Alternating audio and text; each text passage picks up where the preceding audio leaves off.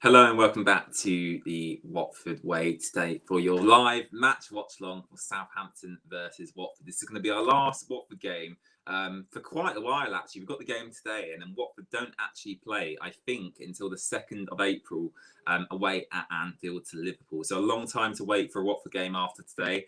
Fingers crossed we can go into this long break after a really comfortable win. That's the goal. That's the goal. It's obviously not that easy in the Premier League. Southampton have put a strong team out today. They obviously beat us earlier this season as well. So yeah, fingers crossed we can get the win, and we'll be discussing the Watford team in just a second. But I'm not on my own today. I will be being joined by Callum throughout the stream and before the game now to discuss the game. So Callum, welcome to the stream. Hope you're doing well, buddy. And yeah, how are you? And how are you feeling going into this game?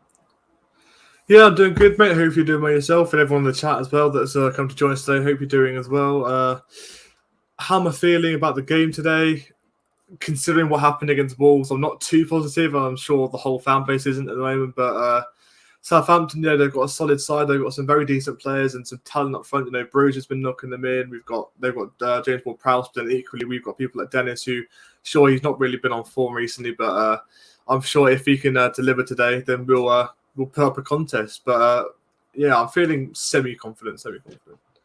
Yeah, I'm semi-confident as well, and I don't really know why I am semi-confident, because I shouldn't really be semi-confident after the run of form we've been on. I think it's been one win in 17 games, which is obviously relegation form. I mean, you are not going to stay in the Premier League with form like that. But I woke up today. I had a bit of a lie-in. I was talking to Callum earlier. I got up very very late today, but I woke up with a feeling of optimism. Now, I don't know if that's a bad thing or a good thing, or where I'm going to jinx the result right here, right now. But I do feel quite optimistic going into this game. And we do have the team in front of us now, Callum. So I don't know if you want to talk us through the starting lineup, Callum, and kind of give your thoughts on that. Yeah, cool. Right, so I'm just going to try and actually enlarge this because I'm using split screen so I can read the live chat whilst also being on StreamYard. Right, okay, so we've got Foster in goal. I'm pretty sure that was expected. He's the best of a bad bunch. And actually, on my page, on my the Hornets House Instagram page, everyone was saying, drop Foster, he's terrible. Put Angelini, even I can do better in goal. So, yeah, brilliant. Yeah, I'd probably say Foster's the best pick. It's just your go-to, isn't it, really? Lauza starts. I expected him to start. I'm very glad that he's starting. How Pedro's starting. I put him in my starting lineup, and people are saying, put Cucho in, and he is actually starting as well, Cucho. So it's interesting to see the attacking lineup. I think it's really positive João Pedro's back, actually, Callum, because I thought he's a big miss against Wolves. His ball carrying ability, his ability to, get past his man, and his dribbling ability as well, I think is really key to this team. So I think it's really good to see João Pedro back in the 11. Definitely, yeah. And I mean, he's had more experience than Kalu, I think, in the starting 11. He knows what the Premier League tenacity is like, as opposed to Kalu, who's only started. I think it was his debut against Wolves, wasn't it? His starting debut, anyway. Yeah. So he's a lot more experienced. We love him as a fan base. So I'm very glad to see him back in the starting 11. Kamara expected, Sissoko expected, Firmino's actually starting. I thought he had a knock against Wolves. Yeah. So it's interesting seeing Gaki's been dropped. Yeah, I mean, Firmino's back. He's a solid right back, so I'm hoping he can be on his best today, despite what happened in the Wolves game. Samir expected, Dennis expected. Kabasele comes in, which is interesting. Yeah, that's very interesting, actually. Yeah, so he's dropped Cathcart, by the looks of it. I'm interested to see why that is. Well, but, I mean, I was reading some of. I mean, if we come back to us, Callum, briefly, I was reading some of Roy's pre-match comments, and I know you used the word dropped because they essentially have been dropped, but I actually think it's more rotation, judging by what Roy said. He was like, we've had, I think it's 3 games in 7 days, something like that.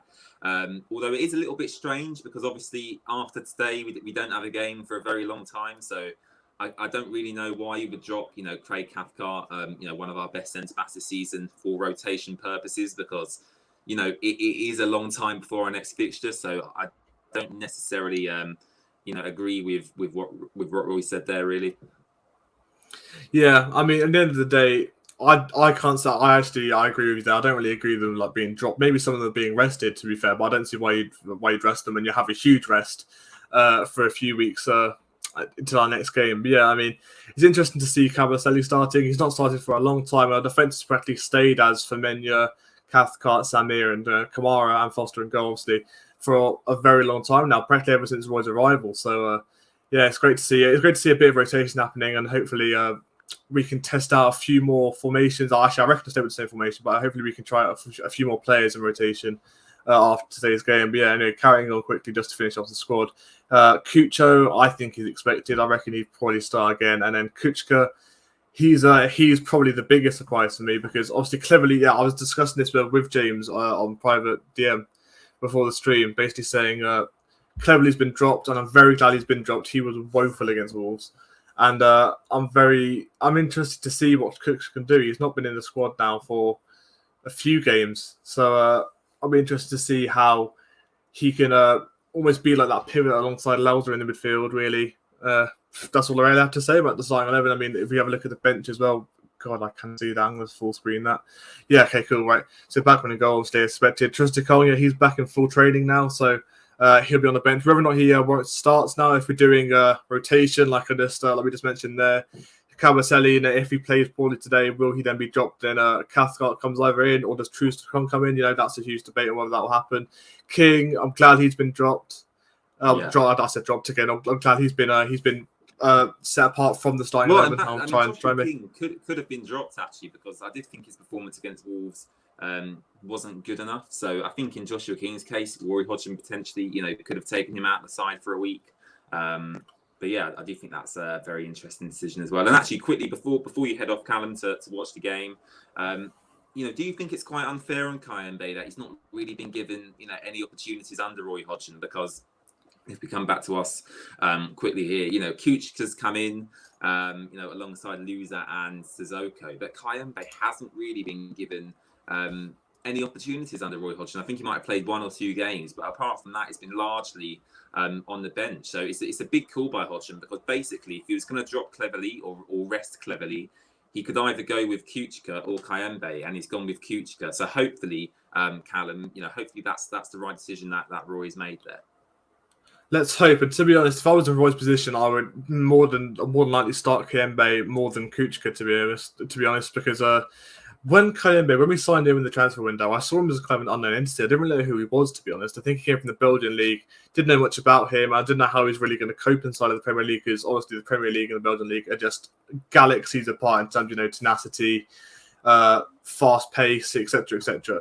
So will he be able to cope with the likes of the top 6 that are going to come out, and people like Southampton that are challenging for maybe mid-table, even trying to go above mid-table? How he's going to deal with that? And he's done really well, to be honest. I think from what I've seen with him, he's strong. He's quite a strong central midfielder. He can play really well alongside Sissoko as well, and obviously Laus has come to the squad there, and he's done pretty well with him. And Kuchka comes in, and granted, right, Kuchka, he's not terrible. I feel like he is getting on a bit now because of his age, but Kayembe, I think he is still quite young, so it would have been better, I think, and more beneficial for us to see him in the starting 11. But hey, he's been dropped. What can we do? And hopefully Kuchka can put in Hargrave today. Thank you, Callum, coming on. I'm sure you pop on again before half-time, and obviously you'll be on at half-time taking questions from chat. Callum runs his own Instagram page at the Hornets House, so make sure you go and give that a follow. And yeah, we'll see you at half-time, Callum. Thank you very much. See you guys. See ya. Bye-bye. Thank you, Callum, for coming on. And yes, you have me back with you now. I'm here ready to watch the game with you. Southampton versus Watford at St Mary's Stadium. Really, really looking forward to this game. Massive game in Watford season, as is every game. And yeah, about a minute or 2 away from kickoff now. Really looking forward to it. And yeah, I just hope Watford can pick up the win today, because as I said, it's a long time, until Watford play again this season. We've got the game today, and Watford don't play until the 2nd of April, so a long gap in between games. You want to obviously start that long break with a win, because if you do lose, then it's a long time to wait until our next game. And actually, our next game is against Liverpool, so a really, really tough game coming up after today. And on my stream where I'm watching now, the players are just coming out. They've actually just swapped sides actually. And yeah, we're about to kick off here at St Mary's Stadium, and I'll let you know when I kick off as well, so you can kind of sync up with me, so you can have my commentary over the game if you so wish. Let's see who we've got in chat today. Aya's in chat, BJ's in chat, Adam is in chat as well. West Ham unofficial. Nigel Pearson is here, even former Watford manager Nigel Pearson. I hope you're doing well, buddy. Andrew's here as well. Thank you very much for tuning in, Andrew. And so is Rhythm as well, saying Pedro is starting. Come on, the boys. Really happy Pedro is starting actually, because I do think alongside Dennis, alongside Ismail Assar, Pedro is now for me, a key player in this Watford team, and hopefully he can kick on and score a few more goals before the end of the season. But the players do take the knee, and we're about to get kicked off here at St Mary's Stadium. Here we go. And we have kicked off here at St Mary's. So yeah, very, very exciting stuff. And yeah, I just hope Watford, can. I just hope we can pick up the 3 points, really. Should I just increase my lighting just a little bit? I do think I'm a little bit dark here. That's probably a bit better. There we go. There we go.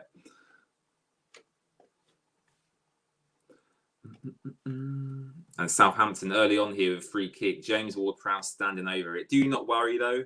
He's not in shooting distance. Well, I say that. He probably would have a shot from this distance, actually. But it looks like it's going to be dinked into the box for someone to get their head on the end of it.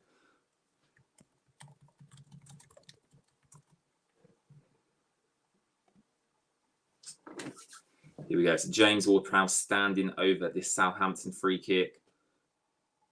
Ward-Prowse in. Good delivery. Foster comes out and punches it. Kyle Walker-Peters on this right-hand side.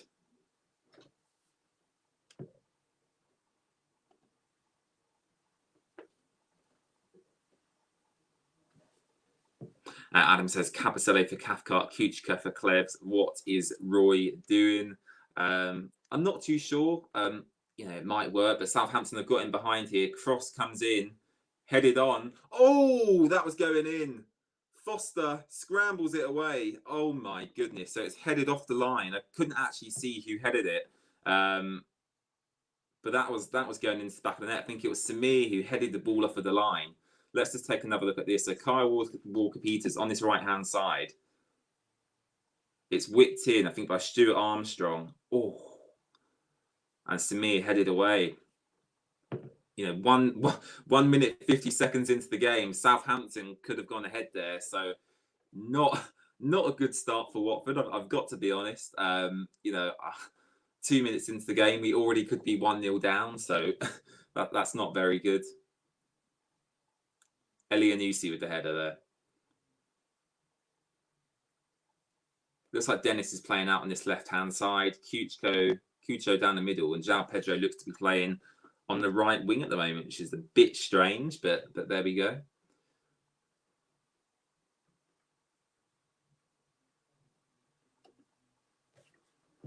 Hope you're doing well, by the way, as well.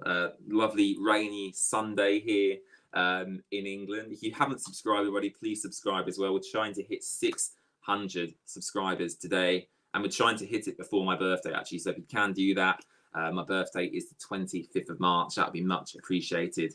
Yeah, hopefully Watford can pick up the 3 points.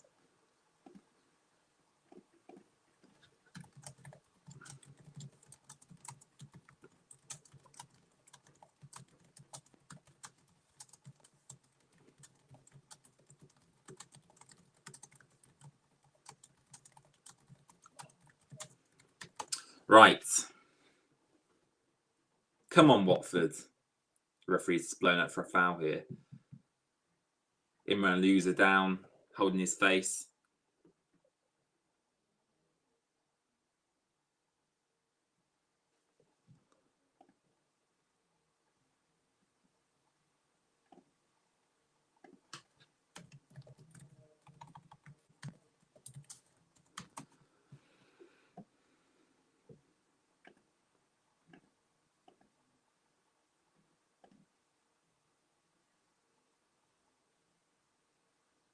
It's 3 minutes, 55 seconds gone here at St Mary's Stadium. I think the away end was sold out today, actually. So a good away following from Watford. It's not too far from Watford, really. On the motorway, I think it's only about an hour and a half, 2 hours to get to Southampton. You go by train very easily as well. So yeah, hopefully, fingers crossed, it's going to be worth the journey for them. Ben Foster is playing out from the back at the moment.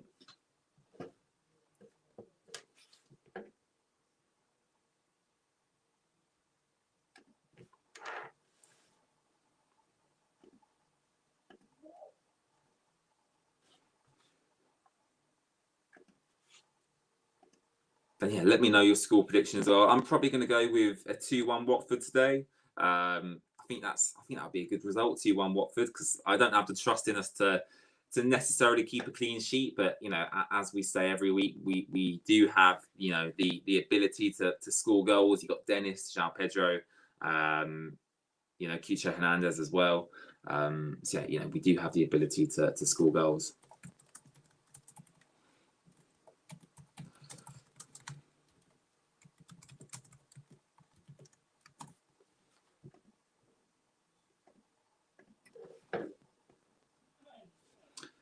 Streams just buffered for a second, guys. Just bear with me.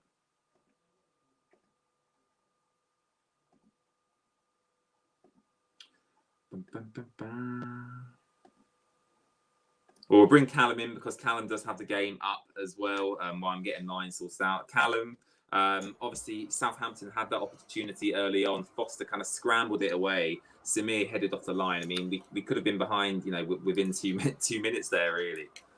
Yeah, such an early scare. I mean, if that was headed on by El Yunusi, then that was going in. Foster had no chance, but then Samir was in the nick of time to go on the end of the end of the line to then stop that. So yeah, very, very early scare. But I'm hoping we can be a bit more compact in that sense and hopefully just stop that from happening again. But then again, Southampton on the attack here, but it's just cut out there by Kuchka. Yeah, it's very nerve-wracking. I mean, I tweeted out the table. I put it on my Instagram as well, the Premier League table. I think Watford, with a win today, can go up to 18th, and we can actually go level on points with Everton as well. I think Everton might play Chelsea later today, if I'm not mistaken. So hopefully Everton... I think they're playing Newcastle, aren't they? Oh, is it Newcastle? Wow. Okay. Yeah, I think they're playing Newcastle, yeah. Yeah, so... What's even that? What? I think we have a chance. So is the penalty appeal? No, it's not. It's not. Yeah, you have to rely on Callum's commentary for now while I'm trying to get mine. Trust me, I am no Martin Tyler of the game. Trust me, I'm going to be saying really weird remarks. So yeah, just please do excuse me. Callum, funny story. I've actually met Martin Tyler before, and I got him to record his famous catchphrase as well, where he goes, "It's live." Aguero. Oh, and it's live. I thought you were talking about the Aguero moment. Yeah, cool. And it's live. He was at Vicarage Road, and I literally climbed on the side of the pitch and I said, Martin, can I have a photo? And I said, can you record a quick video for my mate? And he did his catchphrase, which I found quite funny. So yeah. Well, I mean, if you can find that video somewhere, and if you can then put down a soundboard, then every time that Watford kick off, you can just play that. Yeah, that would be funny, wouldn't it? That'd be really funny. So that penalty appeal, Callum, what actually happened there? Yeah, so it was an attack down the left. I think it was Kamara that was about to play into the box. And then João Pedro, it went to him. And one of the defenders, I think it was Livramento, went in on João Pedro. Nothing was given there. It was a bit of a light out, to be honest. I mean, I can't remember the last time Watford were given a penalty. Was it the Manchester United game where Sarr missed his 2 penalties? That must have been the last time. Yeah, it was. Seemed a long time ago, yeah. that. A very long time ago, yeah, that's true.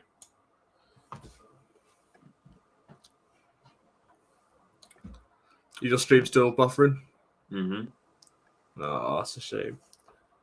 Yeah, I'm on 8 minutes 15 now. 8 minutes in. I guess in the meantime, because there's nothing going on too big at the moment, I'll just check any other results. No, it's still all 0-0. There's a lot of games today, actually. I think there was only 3 games yesterday on the Saturday, and I think there might be 7 or 8 games today, which is crazy, really. It is crazy. The Man United game as well, Callum. Did you see Ronaldo's first goal? It was so. Oh, it was class. So yeah. I mean, he is undoubtedly. After that performance, do I say he's the GOAT? Because I've always been a Messi fan. I've always been Messi over Ronaldo, and in that game alone, he scored more league goals than Messi has this whole season. So, and the Premier League, it is better than League One. I mean, just in terms of every aspect, to be honest. So.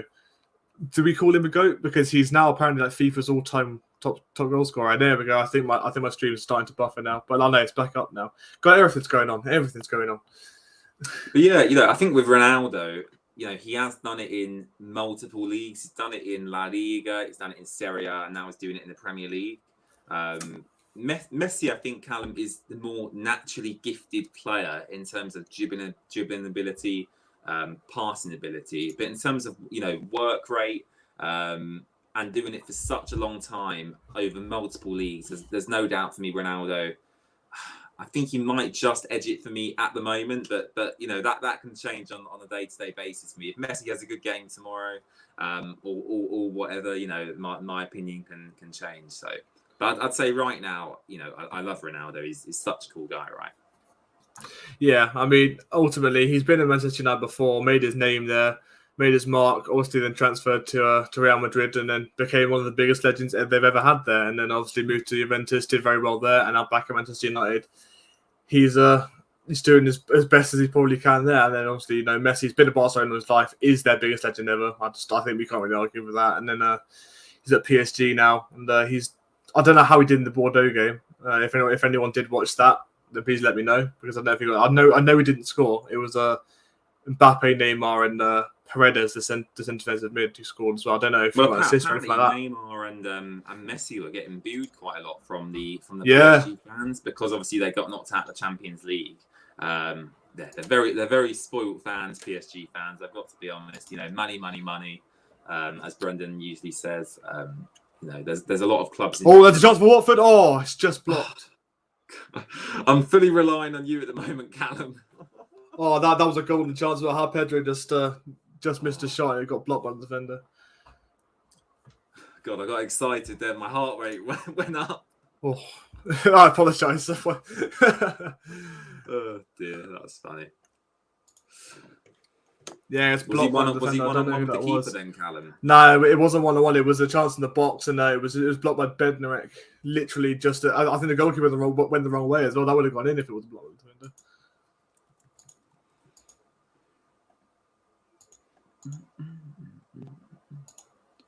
I'm watching this through many different separate lag spikes, so I apologise. Right. Oh, the poor corner by Lauser.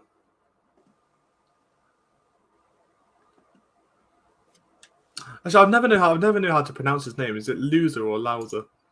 So I say loser, but as it sounds like you are a loser, doesn't it? So I never really like saying. I think it's probably Lauser, but I always say Imran Loser because that's how I pronounce it ultimately.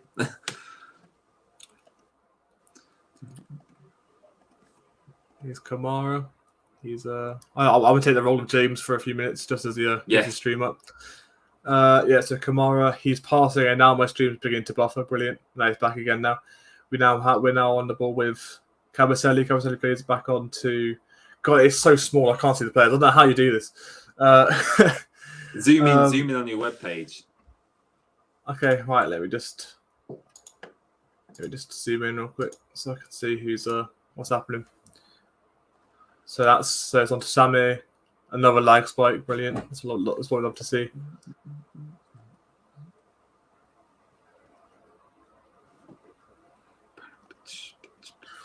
But it's important that we do get the win today, Cameron, because obviously, there is. I've said this numerous times already today, but there is such a long gap between games. Obviously, today and the Liverpool game on the 2nd of April, you want to go into that break, with the 3 points, don't you?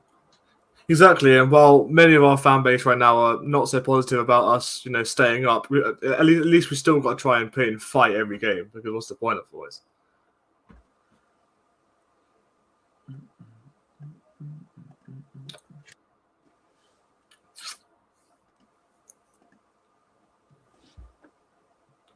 If you do find a new stream, I might need to keep it as a backup because I'm getting like 4 lag spikes per minute or something like that. It's nothing too.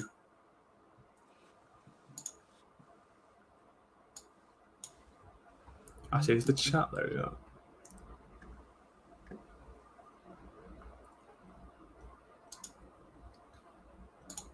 I mean, Adam says Cabaselli for Cathcart, Kuchka for Cleverly. What is Rory doing? To be fair, I'm happy that Cleverly's gone. To be honest, he was terrible against Wolves. I think he's just gone past his peak now. To be honest, and obviously as well, I think in the Championship it's probably going to be really good if we go down. So I'd expect him to stay, but a quick score. Is it? It's just Watford Watford. In there, Callum. It's a chance for Watford. Oh, it's a massive blunder by the goalkeeper. Puts it in. It's 1-0 Watford. Come on! Come on! Cucho Hernandez. What am I saying? I was talking about Cucho. It's Cucho Hernandez who gets the goal for Watford. 1-0. Come on. I'm doing this blind. I'll be so glad that I'm here, yeah. No, we are all people in the chat celebrating. Was it similar to Foster against Wolves almost?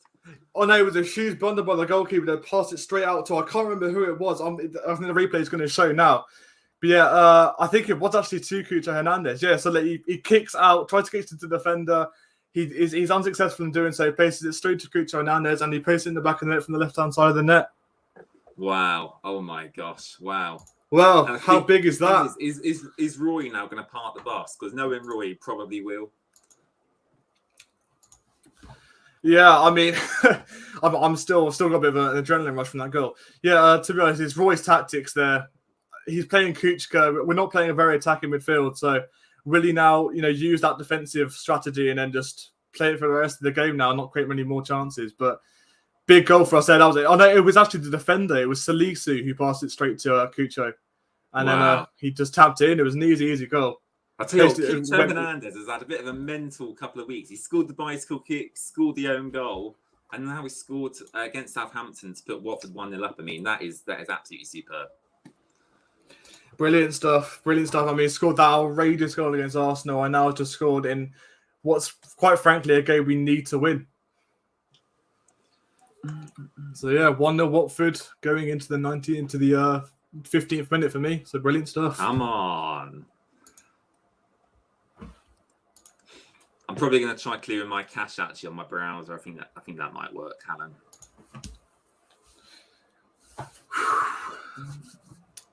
Come on, boys. We need to hold on now. That's a massive goal, though. Absolutely massive. But I think the problem is it's come so early in the game. If we was going to score, I'd much rather us score in like the 85th, 90th minute because there is so long to go in this game now, isn't there?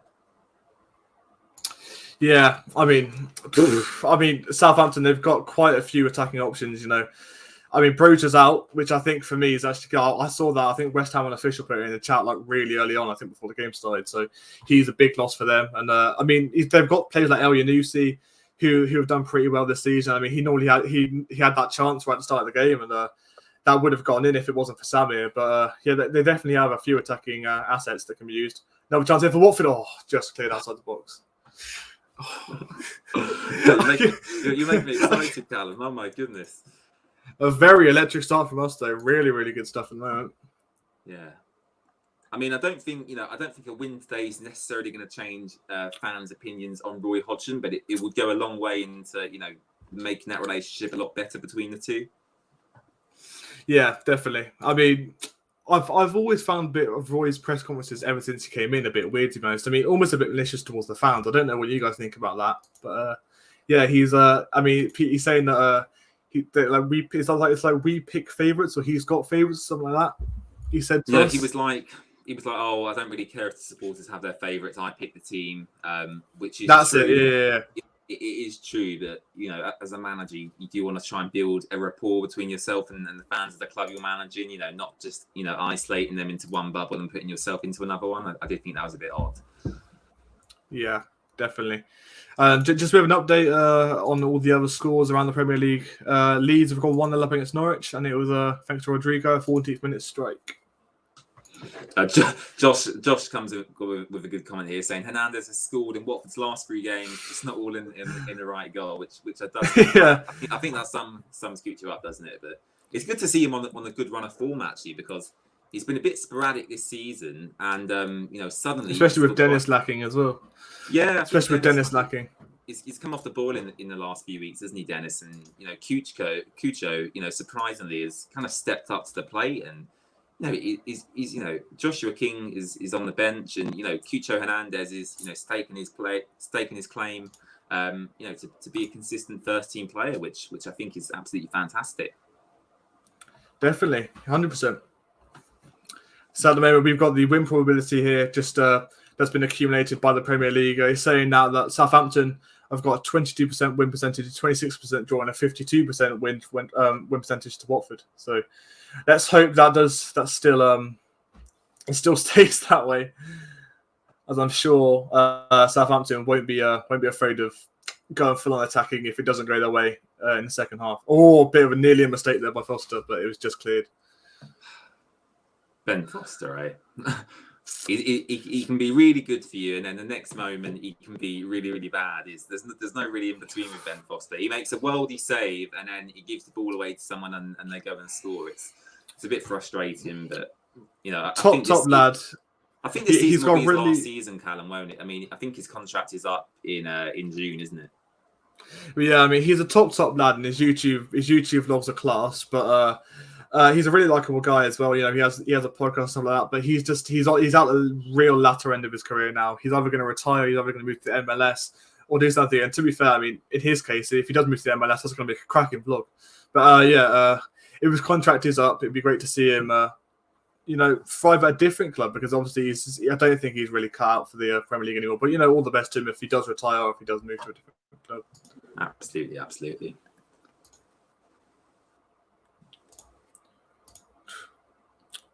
Southampton the attack here, just being crossed inside the box. It's quite a heavy cross now. Walker Peters has it on the right hand side. Play out to Romeu. James Ward-Prowse with the cross. Another very heavy cross, just blocked out there by Kiko, I believe.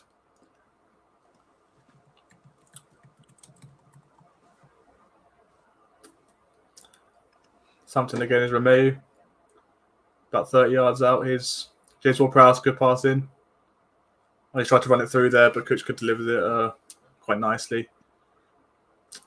Hit it straight out. Dennis trying to run down the left-hand side there, but it's dealt with quite well by the left-back, who I think is called Perot or Peral. I don't know how you say his name. God, I love being the role of James. This is fun. I am really trying to find a feed, but I'm finding it very difficult today. I don't know why it's not working, but I think they're having the same issue as what I did for the Wolves game. I couldn't find a stream for about 20 minutes. I'm thankful to have you here, Callum. Anyway, I'm glad to be here, mate. Glad to be here. I'm hoping all the chat thinks so too.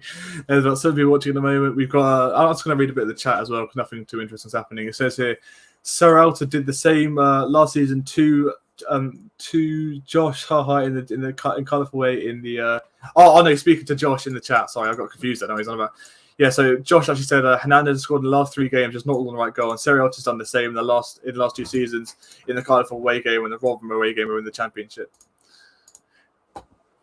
Serralta, do you think he'll get a start soon, depending on how our defence is being set up? Not unless you have a massive injury crisis. I just think, Serralta started this season alongside Chooster-Kong as our best centre-back pairing, the 2 starting centre-backs essentially, and basically he's gone right down the pecking order. I think it all went back to, the issue with Watford, refusing to let him go to Chile, and, ever since then he's made a couple of mistakes and he's not been given a chance. So I'm not going to be overly critical of Francisco Serralta because ultimately, playing 3 or 4 games in the Premier League isn't, being given a chance to show your true talent, really. I think he needs a longer run of games, build his confidence, and hopefully then we will see the Serralta we saw last season come back. Hopefully so. I mean, he is a very talented defender. I mean, I don't think we saw much of him in the Premier League, and I don't think he's really been given his big break, to be honest. I think in the Championship, I think he was quite good for us. I just don't know how he'd fare that much in the Premier League compared to the Championship.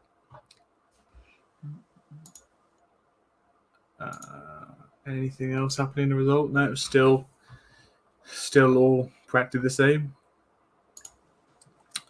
But yeah, more about the Man United Tottenham game last night. Ronaldo, obviously a very important hat trick, and then it was who were the 2 Tottenham goals? It was Harry Kane and then a Harry Maguire goal. Oh yeah, it was the own goal. Yeah. Speaking about Harry Maguire, 80 million. What a funny joke that was. if I was Man United, Harry Maguire for 80 million, I honestly think Craig Cathcart could do exactly the same job that Harry Maguire is doing. I don't see any difference in ability between the two. I really don't. I mean, maybe from a corner, Maguire might win you a header, but really, I can't see how he's worth 80 million pounds. It's crazy. Exactly. Same with Jack Grealish, really. 100 million pounds to Jack Grealish. Has he really lit the world on fire this season? Probably not. Not really. It just shows the amount of money that's in football, though, doesn't it? Really? Yeah, definitely. I mean, it just shows money talks, because I remember when Jack Grealish said that he was Aston Villa through and through. He loved the club, and actually, all this isn't good. Kuche's gone down with a bit of an injury, but I think he's getting back up on his feet, which is good to see. Hopefully, he can continue on. He was on the floor for a few minutes as well. So. Oh, really? Wow. I think he's probably going off on the sidelines to do a bit of stretching, and then we'll come back on. Hopefully he's not being subbed off, because that is not good for us otherwise. That means probably Josh King will be coming on. Yeah. So.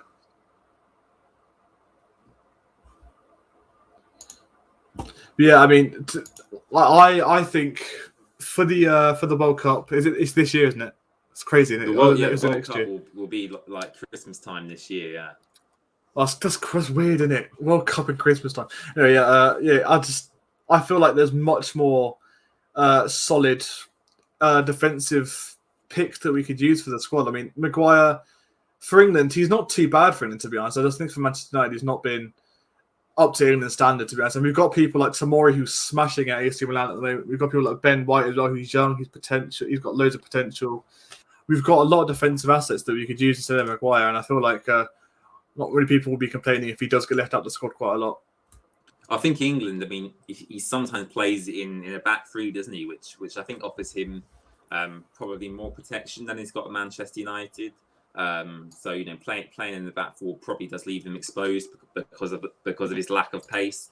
I hope England are going to go far. I don't think people will necessarily be outside like at Hyde Park in the middle of December. I think it might be a bit cold, but but yeah, the World Cup at Christmas, that's going to be really fun, isn't it? But yeah, I mean, a few weeks ago, sorry, I went out to Wembley Park. I checked out Box Park. It is huge. Box Park is like massive. So if it will be full up in time for the World Cup, I don't know. But I mean, yeah, it's going to be interesting. Oh wait, Southampton, they attack here. It's inside of the box, is just blocked there by our Watford defence. And we now break here. Sissoko playing it on. Now running here. It's a 3 against 3 situation. Plays it out to the left here. Or playing it forward. Oh, it's just too much of a heavy ball. Oh wait, no, it's not. He's still got it in the box. Oh my God, I hate my commentary. It's good. Watford still in possession. Oh, and it's a terrible cross. But we still somehow got in possession. Here's Cucho. Into, I think that's Sissoko. Was it? No, it's Kamara, sorry. I cannot see. Oh, that's a great play by Kamara. I just nearly got inside the box. Nearly skipped it past 2 defenders, but unfortunately, it was not unsuccessful. Here comes Southampton on the break. That's a great ball on. Here comes James Ward-Prowse. Playing more onto the left side. And it's blocked there. Brilliant stuff. And Loser blocks it out. And it's going to be a Southampton throw-in by the looks of it. I'm glad Roy Hodgson has stuck with him around Loser, just because he seems to have, got quite frustrated with his performances, judging by what he said in his press conferences over the past few weeks. But he's persisted, and actually Loser, yeah, I mean, he was our most expensive transfer in the summer, wasn't he? I think he cost £8 or £9 million from Ligue 1 in France, and it's taken him a while, Callum, to get up to speed. But the last, definitely. Southampton chance there. Carl Walker-Peters just ran through the whole of the right side there, and Foster just had to deal with it. But yeah, okay, continue. I was just saying on Nimra Loser, it's taken him a while to get up to speed, hasn't it? But actually, once he's had this consistent run of games that he has had, he looks really good quality, and he's definitely up to Premier League standard, really, isn't he? Yeah, I mean, he's definitely impressed, I think, for our midfield. He's definitely a bolster on midfield. Yeah, he's definitely improved on midfield, and as opposed to some of the options we already have, I feel like he could definitely be a regular starter. And if we do go down, if we can take hold of him, that'd be a really beneficial for us, and he'll be a really class championship midfielder. Can't see it happening. I'm not too sure. What do you keep dropping there, Callum? Oh no, I'm not dropping anything. I'm just trying to charge my phone because Okay. yeah, it's I need my hotspot because if you guys didn't know, I'm running hotspot off my phone for my PC. It's been terrible. Like when's that getting prepared? Is it are they coming over sometime next week? The guys next Tuesday. Yeah, next Tuesday they're fixing it because I had to go a full 24 hours, literally from the start of the day from when I woke up to when I went to bed. No internet. Had to run on 4G, so my phone bill was going to be through the roof. But yeah, it's been terrible. Terrible. I struggled in the Bulls game as well, and that's practically when the issue started to arise. But here come Watford on the attack. Here's Cucho down the left-hand side. Well, tries to curl it, and it's just gone into the midst of the Watford fans. He loves that. He loves cutting inside, doesn't he, Cucho, and trying to curl it into that far corner. Yeah, just turns James Ward-Prowse, and then he just goes straight into Rose.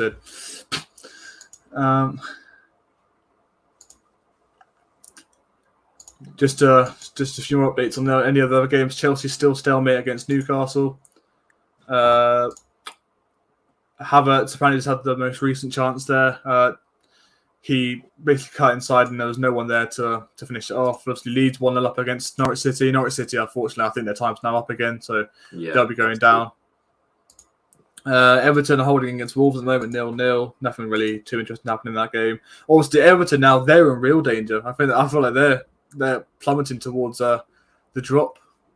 Yeah, no, definitely. I think that's if we're looking to get out of the relegation battle, I think Everton is the team to catch. I think we play them at Vicarage Road, don't we, Callum, in a few weeks' time. And if you think about the ramifications for that game, whoever wins that is going to be massive for their season, really, isn't it? Definitely.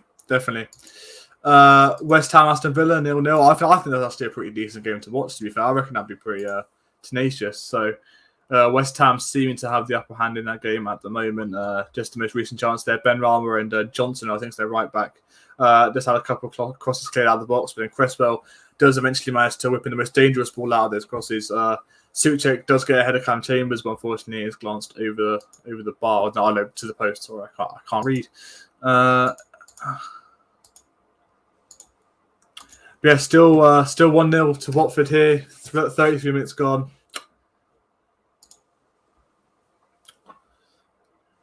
Well, these were Prowse just over the bar.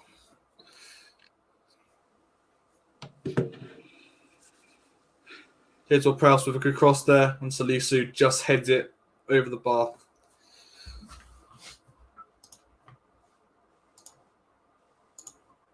Just over 10 minutes left in this first half now as well. Watford 1-0 up. I do think as the game goes on, if the score stays as it is, Callum, I do think, the team as a whole will get nervous because I think they'll realise how important the result is. And I do really hope that Southampton don't get a late equaliser, but I can kind of, imagine that happening just because of how Watford have played in recent weeks. I hope so, yeah. I mean, I feel like if we do concede in this in the second half, or if we do concede now, I reckon it's going to be a capitulation, to be honest. I reckon we'll be quite flustered. We won't know what to do. It'll be very defensive from then on in, and Royal probably play for the draw, to be honest. So I hope we just hold on now, to be honest. And with Foster in the net, I'm not feeling too confident. Obviously, some of the antics he's been getting up to in the game, obviously, right at the start, nearly conceding a goal, and then he's been quite dodgy, I feel like. Well, if you look at the other goalkeeping options, we've got Rob Elliott, Daniel Batman. Don't remind me. I'd still say Foster is the best out of the three, even if he does make mistakes, to be honest. I mean, I thought, to be honest, I think Angelini would be a good person to try as well. He's very young. He's too young, I think. I mean, I've not seen enough of him. I mean, I think I watched him in a youth game a few weeks back, and he looks okay, but. I can't sit here and come up with a good argument to play Angelini over Ben Foster or Daniel Batman. I do think that argument is a bit false, to be honest, because I think he's only 20, 21 years old. So But to be honest, I think Rob Elliott, he didn't really prove himself. I think it was in the FA Cup. I think, but did they had a blunder, or was it? Because I wouldn't see him as a valuable option for us now. To be honest, I can't. I'd rather Backman, and that's saying something, to be honest. Because I think Rob Elliott, he's just got a bit too old now, to be honest. Here come Watford now. Loser plays it back. We don't have Kamara, who heads it back on. Who's this? That is Cabaselli. I'm sorry, I cannot see for the life of me. I've zoomed in. I apologise. Right, here come Watford. Here's how Pedro plays it on. On to Cucho. Bit of a heavy pass, but he's here on the right hand side. Cucho, brilliant stuff. Whips it in. It's a great shot. It's 2-0 Watford. Come on. Cucho Hernandez at the double. My God. Wow. It's 2-0. Come on. Cucho Hernandez at the double, Callum. Oh my goodness. Wow. What a legend. What a game. Oh, what a past few games he's had. I tell you Incredible stuff. He's quickly becoming one of my favourite Watford players, Callum. I don't know about you, but he just seems like a happy-go-lucky guy. And, he's come up with 2 goals today in the Premier League. I remember when he kept getting sent out on loan, over many years. And, we wondered if he'd ever play a game for Watford. And he's joined us this season. 2 goals against Southampton, bicycle kick against Arsenal. I mean, he's having a good time at the moment. He's in a good run of form, isn't he? And long may it continue. I mean, Southampton are by far not, they're a very good team, to be fair. They've got very talented players.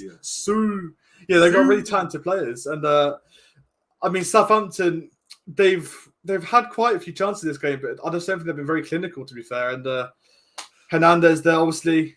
We have quite a few players, have pace up front, like Dennis, like Pedro, and like Cucho. That's a really pacey attack, and they've definitely used their potential there. And Cucho just been in the right spaces at the right time. But yeah, 2-0. Sue. Wow, I tell you what. I mean, everyone was so depressed going into this game. Oh, we'll lose 6-0, 10-0. I saw some ridiculous score predictions, and actually, it could have gone very different if that first chance went in, Callum. Within 2 minutes with that header cleared off the line by Samiri, it could have been a very different game. But actually, Cucho Hernandez is on a hat trick at the moment, and Ronaldo and Cucho Hernandez could have a hat trick in the same week. Yeah. How mad is that?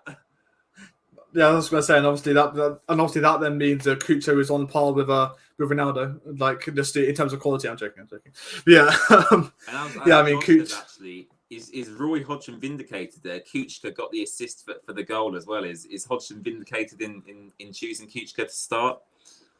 To be fair, I can't see the players very well. I need to full screen, to be honest. But I mean, if it was Kuchka that got the assist, then obviously he's fulfilled his role. He's fulfilling his role. Yeah, it was Kuchka with the assist, and then for the other goal, who got the assist there? It was it was a mistake by Salisu. Sorry, yeah. So yeah, Kuchka assist and. Automatically he's done better than Cleverley than has in like the past 3 or 4 games. So yeah, that's probably warranted a few starts for him now. I'm very, very happy with that. And at half time, Callum, I'll try and sort my setup out so I can actually join you in actually watching the game for the second half. But I've appreciated your commentary first half, Callum. Anyway, it's been much appreciated. The absolutely horrific tones of Callum Giles going down your ears whilst commentating. Much better than Martin Tyler. I've got to say, I do respect Martin Tyler, but I think his time is gone now. I think some new commentators need to come through, really. I mean, they've got that the one for the World Cup, was it? That Peter Drury. My God, he is quality. Wow. It's like a poem every time he commentates.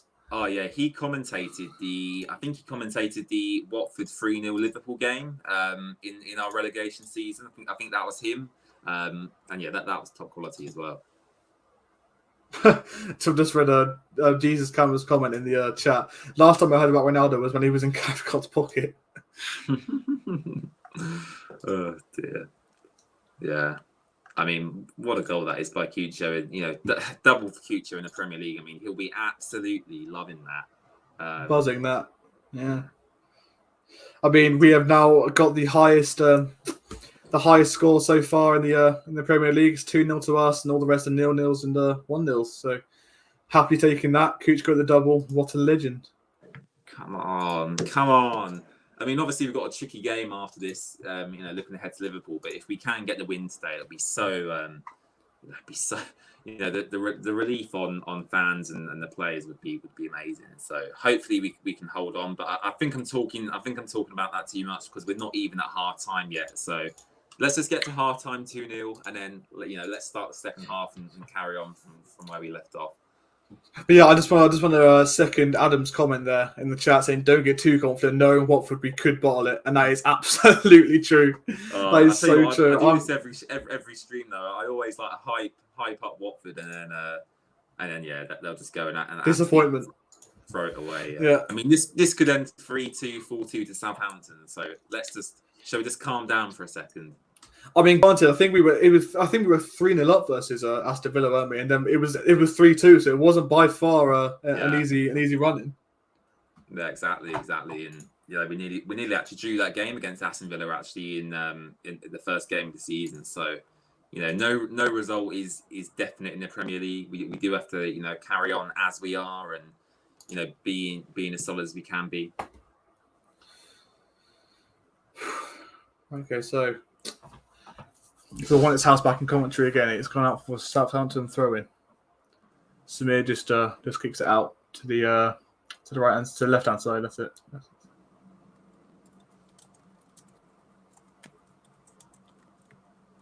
Walker Peters takes the throw-in.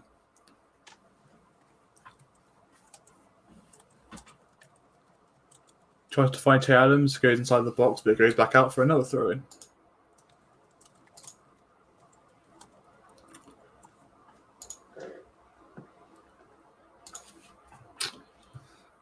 But my God, what a start we've had. What a start. Yeah, superb. See, why can't we have this every week? Why is this the Watford I can watch every week? Well, I mean, that's why we are where we are. If we played like this every week, Callum, we'd be a Champions League team. So that's why. There's nothing more I'd love to see than the cycling GK in the Champions League and the vlogs he'd give us. Oh my God, it'd be insane. Just wasn't the titles. That'd be like I got a picture of Messi or Messi gets in the or something like that. Just something crazy. Anyway, yeah, I think that's wishful thinking for now, unless we get a mental takeover. But here comes Cucho. On the thank you here. Oh, nearly saved. But that was a one-on-one with the goalie, and he just missed it. Shoots it straight at the goalie. That could have been a Cucho hat trick. That's frustrating. I was just reminiscing in Ben Foster's Champions League dreams. Unfortunately, it's not.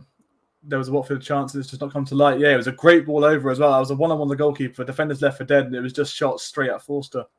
Well, we've seen Ronaldo come to the Vic. I mean, I'd love to see Messi come to the Vic as well. That would be insane. But yeah. Oh, imagine. Unless Watford are in the Champions League, I don't think that's really a possibility. But we can always hope anyway. You can always hope. Definitely. Yeah, it's been really stalemate games at the moment. 3 games are 0-0 at the moment. Here's a stat for you. Cucho Hernandez has been directly involved in more goals in his last 3 Premier League games than he was in his first 19. Wow. That's very impressive. 3 goals in 3 games for Cucho Hernandez. He's on good form at the moment. And another stat for you. Cucho Hernandez is the 3rd Watford player to score 2 goals in a Premier League game this season. Ismail Assar has done it, and Joshua King has done it as well. Assar with the 2 goals against Norwich, Joshua King with the 3 versus Everton, and obviously now Hernandez with the 2 versus Southampton. So he's that Everton game. Yeah, that Everton game. Take me back, man. Take me back. That was a dreamy game. So good, yeah. It was just 5 goals all in quick succession. My God, I was loving it. And obviously as well, I've seen some people put in their story El Cucho Matador, which means I don't know what it means, but it obviously means something good. I think it's Spanish, isn't it? It's Spanish. I'll see what Matador means actually. Suppose any Spanish people that are in the chat. Bull, that's what it means. The Colombian bull. The Colombian bull. Wow, what a name! What a name! Please subscribe if you haven't already as well. Watford 2-0 up against Southampton.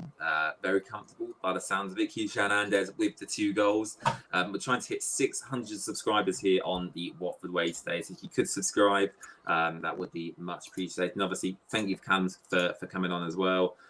We couldn't do today without him because ultimately he is the one watching the game. I'm struggling to find a feed, but yeah, please check out Callum's Instagram page at the Hornets House. And halftime is coming up very imminently as well. So you do have any questions for Callum about the game or about Watford season in general, get them in chat, and Callum will be happy to answer them for you. Definitely, 100%. I mean, I'm always here. I'll be here at halftime, to answer any of your queries, what you thought in the game, essentially, as well. And it'd be interesting to see your thoughts. It is currently Watford on the ball now, who kicks out there. It's a very skilled pass there, and it's just gone straight to Southampton. Watford do win it back, though. And it's on to Sissoko, back onto Sissoko now. Firmino then picks it up. Watford still have it here. He's playing quite heavy on the right hand side there, but it's one back here by Southampton, and they're now attacking here. Here comes Ola Romeu, playing it straight forward here. James Ward-Prowse here on the right hand side. Can he provide some magic here? Stays Ward-Prowse, and it's going to be a foul to Southampton. Oh dear. Hopefully we can.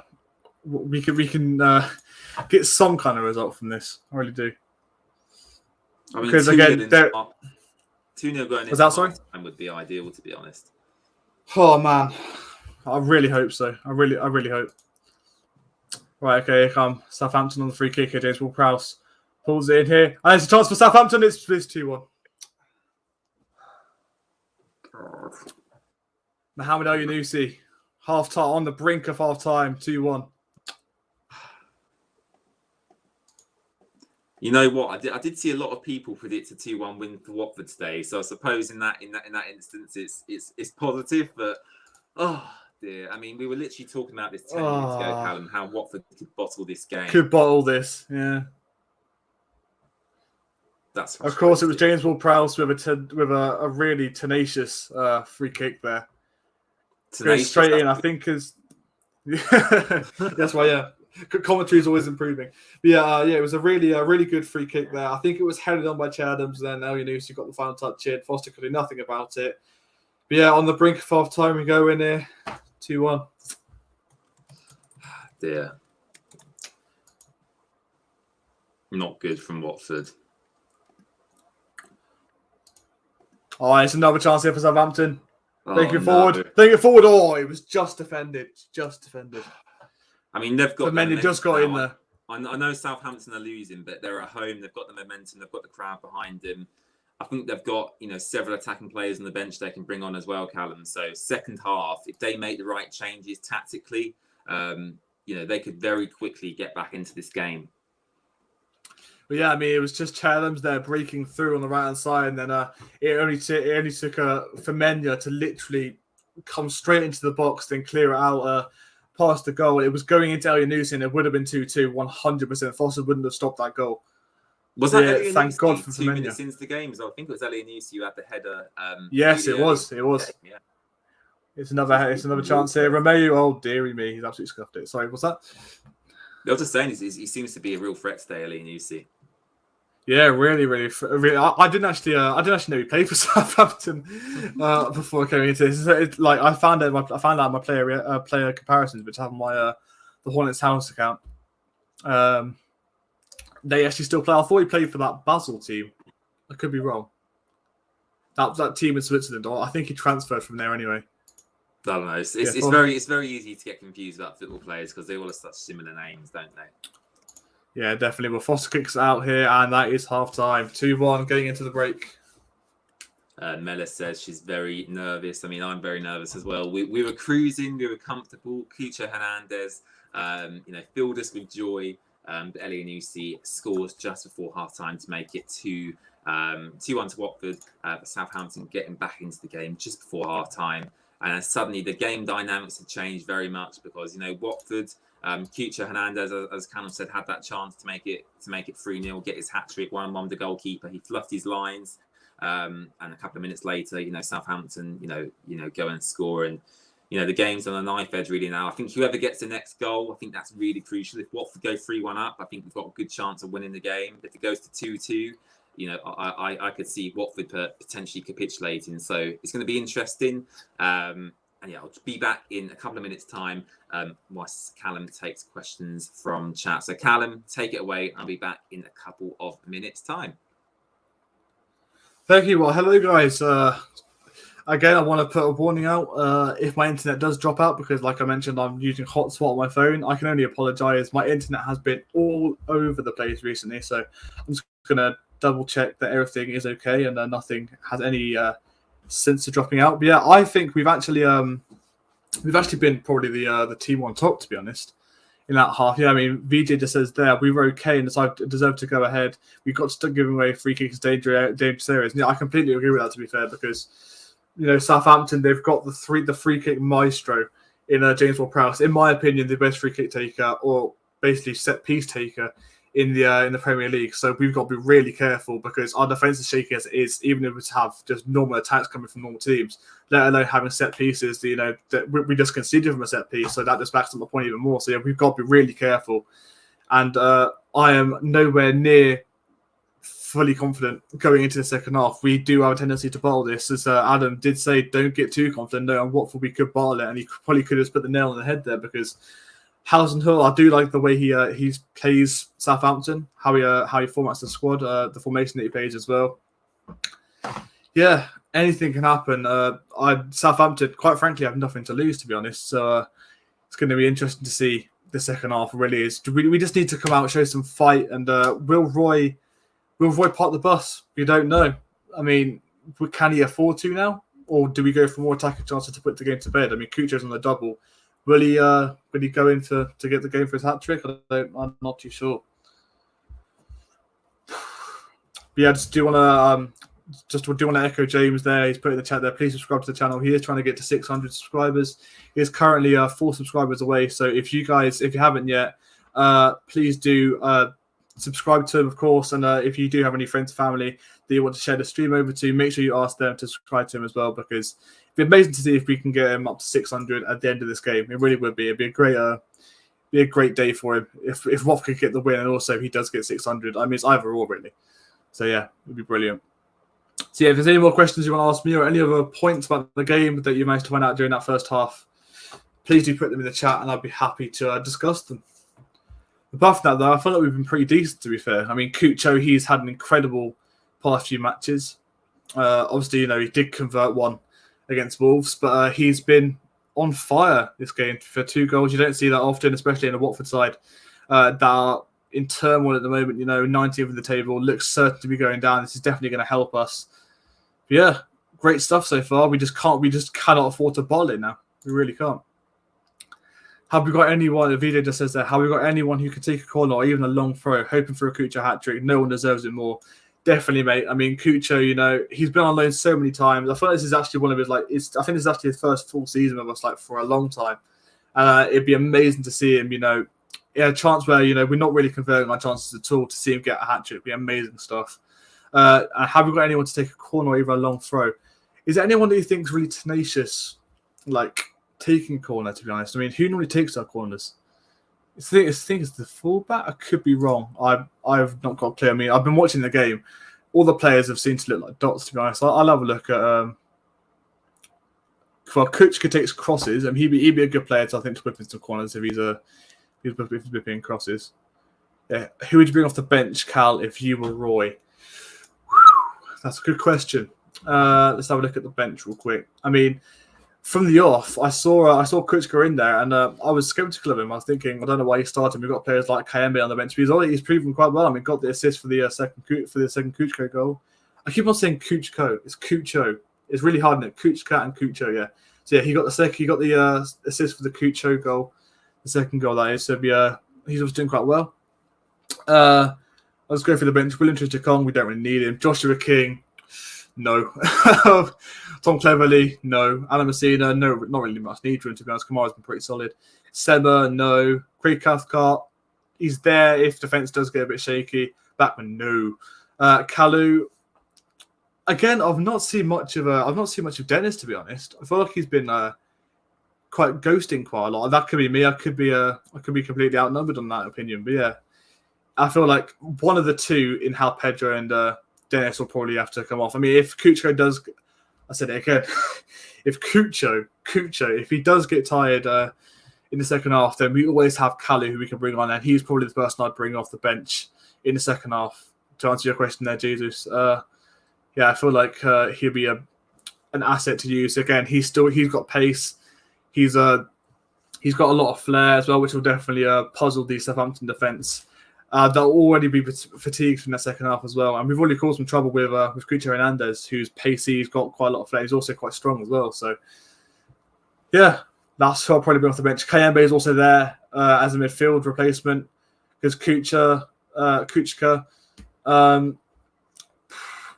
I feel like, at the age he is, his stamina's not going to be great. So, yeah, Kayembe is also a bit of a workhorse as well. So I'll probably bring him off the bench if things do get desperate. So glad that Luton lost today. Did they lose today? Let's have a look. Hopefully it's by a 17-8-0 margin, because that'd be brilliant. Who did they lose to?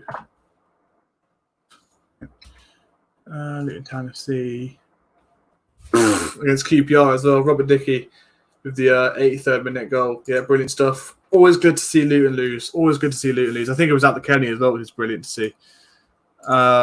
What's this? Terrible bench, Kalu of everyone. Yeah, completely agree, VJ. Yeah, Kalu I'd probably use for the remainder of the second half if he does come on. Kayembe as a backup if we do see a few fatigued players, especially in the midfield, because I don't think Kuchka has enough stamina to last 90 minutes now. I feel like he will go off. 14 people watching. I can see when I was. Yeah, 14 people watching. So if you guys can subscribe to the channel, try and boost up the views, share it around with all your friends and family that are Watford fans or indeed Southampton fans, then that'd be brilliant. See what else is going on. At the moment, it's just showing ads at the moment, so I don't think you guys will be really interested in that.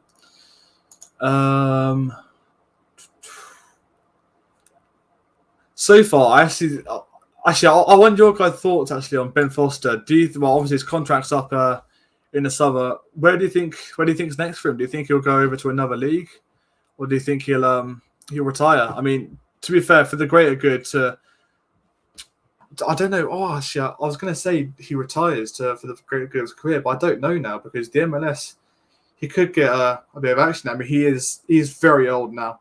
I just don't think he's Premier League quality. He's the best goalkeeper that we have out of a bad bunch because at the moment, it would be nothing worse than seeing Backman in goal, especially for this. I reckon that would have been 2-2 on the brink of half time there if Backman was in goal. I don't have a Backman agenda. It's just I just don't think he's good enough for the Premier League, and neither is Foster anymore, to be honest. But yeah, I'd probably say, I'd say retire. I think the MLS, it'd be a great move for him, vlog wise. I feel like he'd get along well with the American faithful, but the aid of his career, he's not spring chicken at all. I don't know. Is he at 38? Oh, look at his age. He's going into his 40s now, isn't he? So look at his age. Oh, man.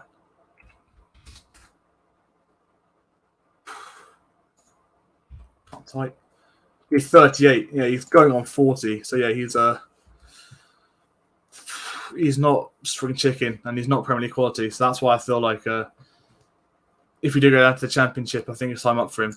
VJ thinks, hello Andrew, by the way, in the chat. Thanks for joining on. VJ says, I think we'll extend if Backman goes. I mean, if they extend, it won't be for very long. He's 39. That's what I mean. Yeah, like he's really old now. And I don't think he'll continue on that long in the Premier League. I'm pretty sure. Yeah, I mean, 39, 38, practically the same age, really. So will he continue on or will he retire? I think retire. But yeah, hello James. Have you found a stream now? No. Oh no.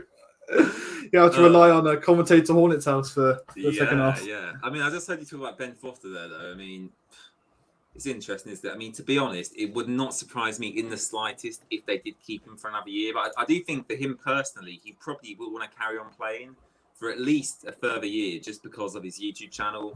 Maybe go abroad, as you say. I heard you talk about the MLS there, and I think that could be a good option for him. And obviously, we've got Maduka Okoye coming in the summer as well. Callum, I forgot about him. Yeah. Yeah, so we've got options. We've got Dalberg, Bachmann, Angelini, Alfie Marriott, who's a youth player as well. So we've got plenty of options at the club. So if Foster leaves, it's not the end of the world at all, really, in my personal opinion. Yeah, I mean, what Josh has put in the chat there, I know I'm alone here, but I'd probably choose Bachmann over Foster at the moment. They're both very poor, but at least he tries. What are your thoughts on that, James? Choose Bachmann over Foster. I just don't think it's the time to really chop and change goalkeepers, to be honest. I mean, yes, Foster made ridiculous mistakes against Wolves that he should have done a lot better with, clearly. But Bachmann has made many mistakes this season when he's played as well, and I do think they both offer different things. Bachmann's probably slightly better at distributing the ball, clearly, actually, whereas Foster actually saving shots from close range, I think is really good in terms of his reactions. So they both offer different things. But I would just play Foster purely for consistency with the back four and Foster and the communication between them, because if you chop and change goalkeepers, the defense might know what they're doing, whether to come or go, and it can cause issues as well, can't it? So I think for me personally, if he makes more mistakes, I would still keep Foster in goal, just purely because the chopping and changing is obviously quite difficult. Definitely, 100%. I feel like Foster's probably the most viable option. I think when Okoye comes in, he'll probably take his space because he's very young, isn't he? So he was very potentialized. What's Andrew put in the chat there? Is Cal the admin of the Hornets house? I am indeed. I am the creator. I am the founder. I am the overseeing eye of the Hornets house. So yeah, I mean, if you want to drop me a follow on Instagram, please do feel free to. Josh then says, "Did you see Okoye shine out of the picture? Did you see that? Yeah, in the Eredivisie game." Yeah, mate. Brendan sent it to me because obviously. Yeah, he sent it to me as well. Yeah, he plays for Brendan's local team, Sparta Rotterdam. I'm sure everyone who's watching this knows of Brendan, because Brendan's been in regular on the channel for quite a long time. But yeah, I found that funny. So basically, a pitch invader invaded the pitch, as a pitch invader does. And Okoye just stood there and he roared at him like a lion. And basically, the guy who invaded ran off and looked very scared, which I did find quite funny. Yeah, just shows how much of a lion. Hopefully, he has the I use it again, the tenacity of a lion in the net. What did VJ? You're coming out with some big words today. Tenacious, tenacity. I have to, I am turning into. Have you got a thesaurus next to you, Callum? If I did, I'm not using it, mate. So yeah, I'm using it off my brain. But yeah, I am coming for Martin Tyler's job, remember? So I've got to bring out the big guns. So yeah, VJ put in the chat, Zinchenko would have been a great option off the bench. He would have, and I'm so annoyed he's gone on loan to Forest, man. I mean, sure, he's thriving there, but I feel like he could be brilliant for us because he's been balling out for Forest at the moment. I think a good thing though is, Callum, he is getting Watford are about to kick off again, by the way. But I think he's getting consistent game time at Nottingham Forest. And I think that's good for him. I mean, he's not a young up and coming player. I think Philip Zinchenko was 27, 28 years old. But I do think if he does come back to Watford, he can definitely offer us something in the Premier League and in the Championship. It's just whether Watford might see it as an opportunity to offload him, make some cash, because they seem to be very short for cash for whatever reason. So I do think, unfortunately, along with Domingos Quina, they might leave in the summer, which is unfortunate because they're both very creative players, aren't they? Definitely, and I think Jesus Camera has just become your saviour, James. I've just found a stream on my second phone, but as soon as I found it, my phone shot down the battery. I did my best to send it to you as soon as possible, James. That's nice. That's nice. Yeah, so Adam put in the chat there, if we need Zinchenko if we sell Sarr, could see him starting every game in the Championship, and I can as well. I mean, he has, I think, practically for Forest. He's been a very useful asset for them, so it'll be interesting to see what happens. I feel like the game is about to start off now. Commentator Hornets House back on the mic. I'm ready to entertain you lot for the second half.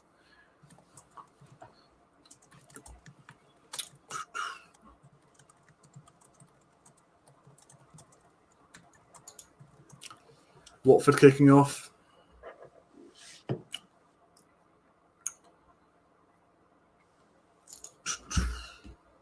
And here we are. Watford do kick off here for the second half. Big second half as well, Callum. I mean, 2-1 at the moment. Brozier's come on apparently as well for small bones. So, you know, an attacking substitution there by Southampton as well. It's a very aggressive start at the moment. Here come Watford down the left-hand side here. It's just a very heavy pass there, and it's passed out to I think Brozier's level with Dennis actually on 9 Premier League goals this season, and I really hope Dennis would score today because he has been on a very dry run of form in terms of, you know, goal involvement for Watford. So I was really hoping Dennis would get on the score sheet today. But Cucho Hernandez has come up clutch instead, obviously. With really has. So, he really has, yeah. Win the game. Yeah, so I think you just mentioned there, Brozier has just come off for small bone, so it just shows, you know, they're going for it now because Brozier's a very talented attacker.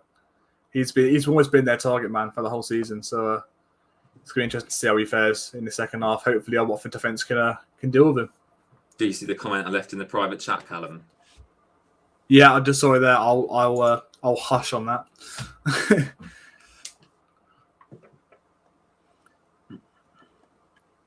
Yeah, 45 minutes to go. You know, this is going to be a vital 3 points for Watford if we can ultimately get it. But yeah, it's going to be again, no promises. They're at home, Callum, as well. So you know, exactly. So I mean, anything can happen. I mean, the Southampton fan base, they're nothing short of bad. So yeah, they're going to give their support definitely throughout the second half.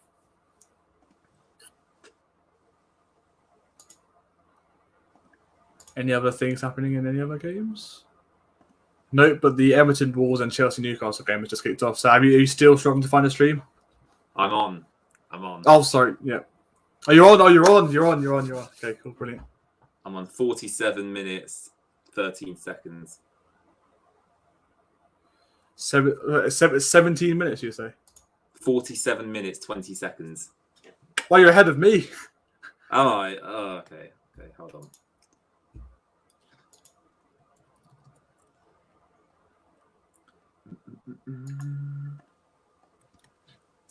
There you go, buddy.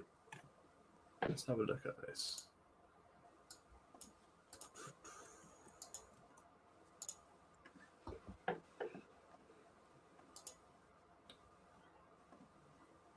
Nice and sunny down on the south coast as well. Yeah, it is indeed. Yeah, it's I'm on 47.48. What are you on? 48. Are you on 48 now? Okay, I think I'm a bit behind you. It's all right. I can retake over commentary duties for now. That's exciting. You can, yes. But here come Watford. João Pedro on this left-hand side.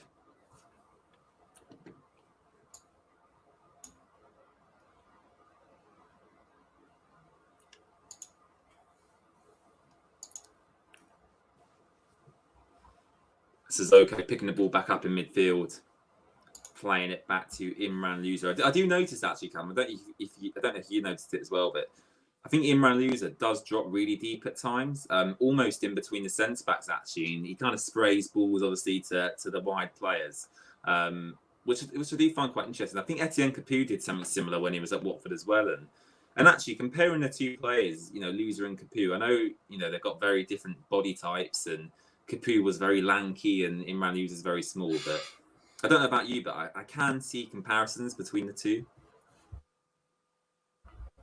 Yeah, definitely. I feel like he's always just a really good pivot. I think Louza. I mean, he can spray balls that, like you said, later said that to the wide players, and he's really effective for us. And you know, Capoue, he was quality for us. I feel, and obviously now he's thriving at Villarreal, so he's got the lankiness, like you said there. Didn't he? That's what I mean. Yeah, I mean, is that coming straight off the fresh off Watford, or like I know it was. You know, he transferred straight to Villarreal from Watford, I think. Yeah, so yeah, I feel like he's been pretty effective for them. I feel like he's partnered up with Coquelin as well, the ex-Arsenal man in the Villarreal midfield. So they're quite a solid asset. Getting down this left-hand side. Cabasele just shifting it out for a Southampton throw-in.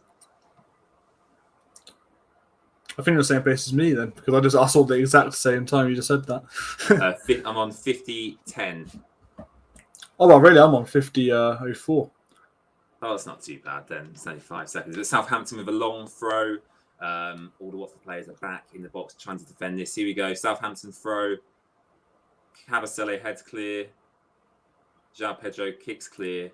And it's going out for another Southampton throw-in. Oriel Romeu, who I actually think is a really good player actually as well. I think when him and Højbjerg were at Southampton, Romeu and I can't speak properly. Højbjerg and Romeu in that pivot, I thought was a really, really strong midfield actually. So they've got quality players. I think Southampton are always just going to be a consistent mid-table Premier League side. Yes, they might flirt with relegation occasionally, but with Southampton, I always think they've got enough to stay in the Premier League, and they've had Ralph Hasenhüttl for a long time as well. They know how he manages. They know the philosophy that he has. So, in terms of actually operating as a good football club, I think Southampton is a good example, and I think Watford could look to follow that model potentially. Definitely. I mean, I can't say much about that. I'll just echo everything you just said there, to be honest. I just want to update you as well. Everton have just gone 1-0 down to Wolves. It's Conor Cody header. That's a good result, that is. I'm really happy about that. It's very good in our bid. Anyway, we move up to 18th for being this, by the way. Here comes Southampton, though. Tackled. Here's Kiko Femenia driving up the pitch. And Oriel Romeu picks it up. And Southampton trying to play out from the back. I think the press from Watford today, just watching this first, 5-6 minutes of the second half, the press is a lot higher and a lot more, I don't know what the word is, but we just look a lot more energetic than in recent games. And I don't know why that is. Maybe it's because we've got the break coming up and the players realise how much of a big game this is. But I think the work rate today, from what I've seen, looks to be a lot better, Callum. Definitely, 100%. I feel like has something happened in training that maybe wanted to just help them build up this fight for this game or anything like that, because we looked a lot more aggressive, a lot more attacking as well. We've actually utilised our attacking force, like I've said in many streams before. We have that pace, we have that flair, and we have that attacking power, and we've definitely used it. Kuchko's been amazing today. So, well, I think with the Wolves, going back to the Wolves game briefly, I think they clearly just outworked us, and that's how some of the goals came about. There's the high press, the relentless running, and they forced mistakes from us, and I can kind of see a little bit of that in the performance so far today as well. Exactly, and it looks like we want it as well. It looks like we really want to go and get this win, because it's going to help us in our bid. A very slim bid for survival, must I say. Well, if we win this, I'd be a lot more optimistic, actually. But obviously, there's a long way to go in this game yet. Well, yeah, I mean, looking at the table, at the moment, it's actually, if Everton losing today could do us one of the biggest favours ever. Oh, wait, no. Just a sec. Oh, it's fine. No, it's just my whole stream just lagged there, because I thought it said the Wolves goal was disallowed because it said 0-0, but no, it stands. So, Everton losing could do us a huge favour today, because they have a really hard few games coming up, and we go level on points with them if they lose this.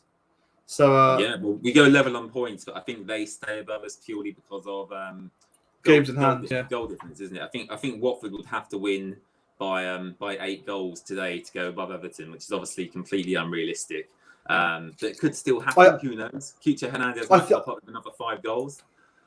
I think it is also that as well. But then again, we've played 29 games. They've played 26. So they're 3 games in hand. Games in hand, obviously, Kiko Hernandez really, really doing well on the press here, forcing mistakes. Goalkeeper clears for Southampton. I think games in hand are good, but obviously they're only good if you pick up the 3 points. If you keep losing, games in hand are absolutely useless. And at the moment, Everton, like Watford, are losing a lot of football matches. So, and I think some of their games in hand actually are against really tough opposition as well. I think they've got Chelsea to come. I think they might have Manchester United as well. So yes, they do have games in hand, and yes, that's a good thing for them. But the actual games they've got against people coming up are really, really difficult. Yeah, well, I'll read their... No, Pedro goes down. Referee says no penalty. This could get checked on Oh. VAR though. Great run. Oh, that's a blatant pen. That's a blatant pen. He goes down. I don't know if the referee's going to check this, but that's a really good run by João Pedro. That was almost like Neymar-esque. That was fabulous. That was such a good run, Callum. Unbelievable. That was really good. Yeah, really, really good. It's not getting checked by the looks of it, though. Play carries on. Really frantic end-to-end game this is now. It's good to see that. It's good to see that this game has quite a high amount of energy in it, as opposed to. See, I can watch the game finally. If I'm being honest. Wow. You do need to pop off to get a drink, Callum. By all means, go and get one. Because I know you have taken a lot of responsibility today. Oh man, I've enjoyed it. It's been great fun. Let's say this though, Newcastle are managing to hold off Chelsea at the moment, which is really good. You know what? I know Newcastle have spent a lot of money. Yes, you know that they've basically brought their way to success already. But you still have to give them credit in a sense. You know, Eddie Howe's come in. 100%. I think they're 8 or 9 games unbeaten since Christmas. I mean, that is, for a relegation-threatened side, that's unbelievable. I think Chris Wood got his first goal the other day. Bruno Guimaraes with a ridiculous finish. Did you see that? A really good goal. Yeah. He like back-heeled it into the goal, like, you know, twisting around in the air. It was a really good finish. And acrobatic goal, yeah, definitely. The thing is, like, you know, I absolutely love the Premier League and I want Watford to be playing the best teams in the country. So it would make me really upset if we did go down this season, because if we do stay up, then suddenly there's so much more funds for Watford to spend. You know, the Premier League television money is something like 130, 140 million pounds a season. That's so valuable to a club like Watford. See, I believe if we do go down this season, I reckon that we won't go straight back up. That's my prediction. I don't want to be pessimistic. I'm not doing a Finn who's always quite pessimistic. But I tell you what, he was really negative. Was it Wednesday against Wolves? He was very. Yeah, oh god, yeah. To be fair, who wasn't on that day, to be honest? But anyway, I feel like we're just not going to go straight back up. The only reason why is because Dennis and Sol will go 100%. I've said that since we didn't even get any threats of relegation, and because they're just too good for the Championship. So they'll go. I'm hoping we get a decent amount for them. We obviously have, a few decent assets in midfield. I think Sissoko will stay. He's quite bold. I think he will stay. Well, even if we go down, you reckon Sissoko will stay? I reckon he will. That's bold. I know it's really, really bold, but I reckon he'll stay. Foster, he'll go. I want him to go. To be honest with you, I want Okoye to come in. Femenya, do you think he'll go? I think Femenya's got a year left in his contract, so if that is the case, I think he'll probably just see out his contract at Watford. Then I think he's 31, 32. He'll probably go back to Spain for a couple of years. That's what I can see happening with Kiko. I think Kiko's been a great servant for Watford. He's been really consistent. Going forward, especially, he's been fantastic. But ideally, I would like to upgrade that right back spot, like we did with left back. Danny Rose and Messina was okay. Not great really at all for Premier League level. But Kamara's come in and upgraded us. But here's Cucho Hernandez on this right hand side. Oh, he puts a good ball into the box, but no one's attacking it. And here's Cucho again on the right-hand side, number 29. Whips it in, again, cleared by Southampton. And Watford applying a lot of pressure on Southampton at the moment. 60 minutes gone. This is good. This is good to see. This is very good to see. I now feel like a bit of a mug, not putting Cucho in my starting 11 in my predicted lineup on my Instagram page. I put how Pedro, Dennis, Kalu in. Well, I think that's a good shout. But Kabasele does really well there. Wow, what a! I'm still behind. Kabasele. Oh, that's quality. Local man. Local man is pleased. He is indeed. I'm pleased. I'm pleased he's just done that. I think Kabasele is underrated in terms of his actual pace. I think he's actually really, really quick. Oh, Cucho Hernandez is right at it today. It's exactly what we love to see. I think we started this off completely different to how I thought Roy was going to was gonna set us up as. I thought we were gonna stay back. But no, we are getting ahead of ourselves a bit. I mean, 60 minutes gone. James Ward-Prowse with a free kick, whipped in, headed clear. This is dangerous. This can be dangerous. There's half an hour left to go, Callum. You know, I think this is gonna be dangerous. I think if Watford get the third goal, then we can sit here and start talking about the 3 points. But I do think we're both getting a bit excited.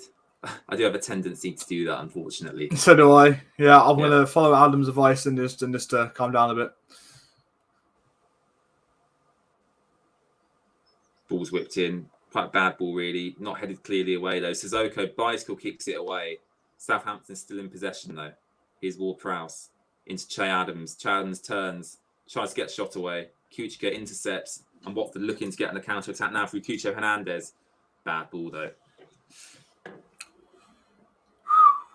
It's been a very end-to-end game. This has really exciting. It's been from what I've seen anyway, Callum. It's been good. But yeah, I do think there'll probably be another chance in this for Southampton, and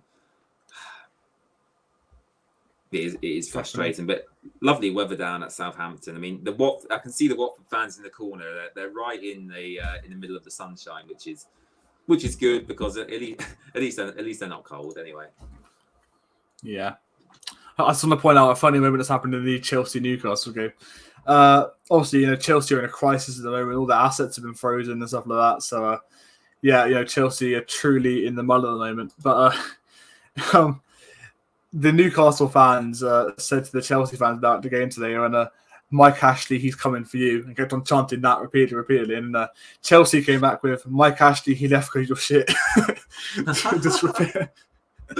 I mean, I find it sad what's happening at Chelsea. I mean, obviously, the right thing has been done in terms of sanctioning Roman Abramovich, but actually, the staff employed by Chelsea, not the players, because all the first team players are multi-millionaires and they don't need the money. But think of the cleaners, think of the grounds team, think of the people who work in the shop, administrators in the office. Those are the people who might not get paid a salary because of these sanctions. So I really feel for them people rather than the players who might not receive a wage. So hopefully, hopefully something can happen, and hopefully, a resolution can happen in that situation. But I do think the right things happen in Chelsea.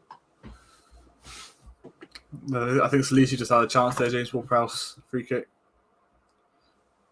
I think it's a couple of yards wide of the post. Actually, it wasn't too close. Yeah. But aerially, unexpectedly, they've actually been a real threat aerially. You expect sides like Burnley, Norwich to be quite strong aerially, but Southampton have actually got a few threats in the air. Brozier's really tall, strong. Elianusi. Tall, yeah, really tall. Yeah. There's Romeo as well, who can bang in a very, very good long way shot. You know who Brozier reminds me of? He reminds me a bit of Diego Costa. I don't know if you can see, what I'm talking about there, but he does remind me a bit of Diego Costa, just the way he battles. Obviously, same stature, as well. Yeah, same stature, same. How tall was Costa? Actually, was actually about. If you offered me Diego Costa at Watford right now, I'd definitely take him. By the way, definitely 100%. I'd take it what we want. It's like Armando Broja is actually taller than Diego Costa just by only by Diego Costa's 1.88 and then meters. Then Armando Broja is 1.91. So yeah, I actually agree with you. He's like basically like a little mini Diego Costa, just very young. Yeah.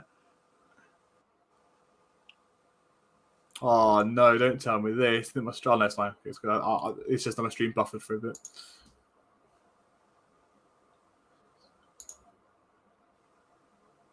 Yellow card here. Yeah, if I see there for Romeo. I think it is, yeah. Well, that's a bad tackle actually on Kuchka. That. Yeah, that is dangerous. Did you see for Newcastle? Yes, sir. Oh, go on. Say Newcastle are leading. No, I was going to say that Newcastle just had a penalty appeal, but he got denied. Ah, okay. I was going to say, did you see the Luis Diaz, the red card that got denied against Brighton? Don't know how it wasn't a red. That was terrible. Awful challenge. If that had happened, if that had happened as an outfield player, that is definitely a red card, isn't it? I think because it's a goalkeeper, there's obviously a bit of leniency there. But if that happened in any other place on the pitch, I think that's clearly a dangerous challenge and is a red card. Definitely. I mean, he came out of his box to need to try and tackle Diaz, but then he looked really hurt. It's like he was playing UFC and not actually football. It was mental.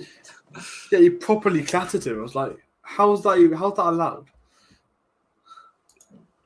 As the game has slowed down a bit, I just thought I'll let you know what I'm having for dinner today. So, drum roll, please. James is having a lasagna. Oh, beautiful.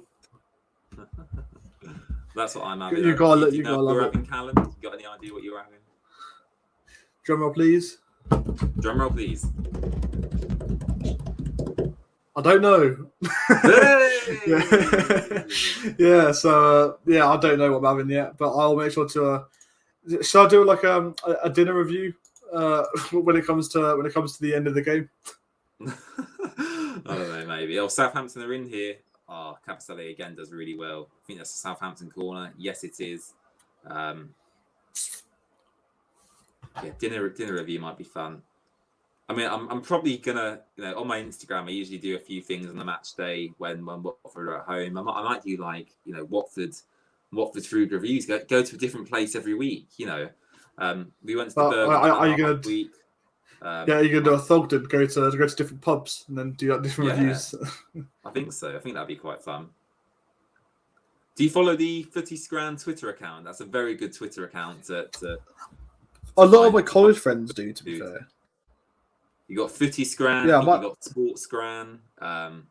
There's Jinx Scran as well. I can't remember what it's called, but there's quite a few out there.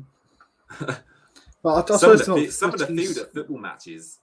Like, I think Tottenham and Arsenal, they've got like luxurious food in their concourses. It's amazing.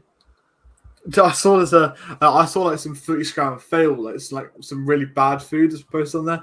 There was this hot dog at Burton Albion. My God, it is tragic. It is so bad. It's like more gravy than the actual hot dog. I don't think the food at Watford's very good, to be honest. Outside the ground, it's class, but in the ground, it's really overpriced, to be honest.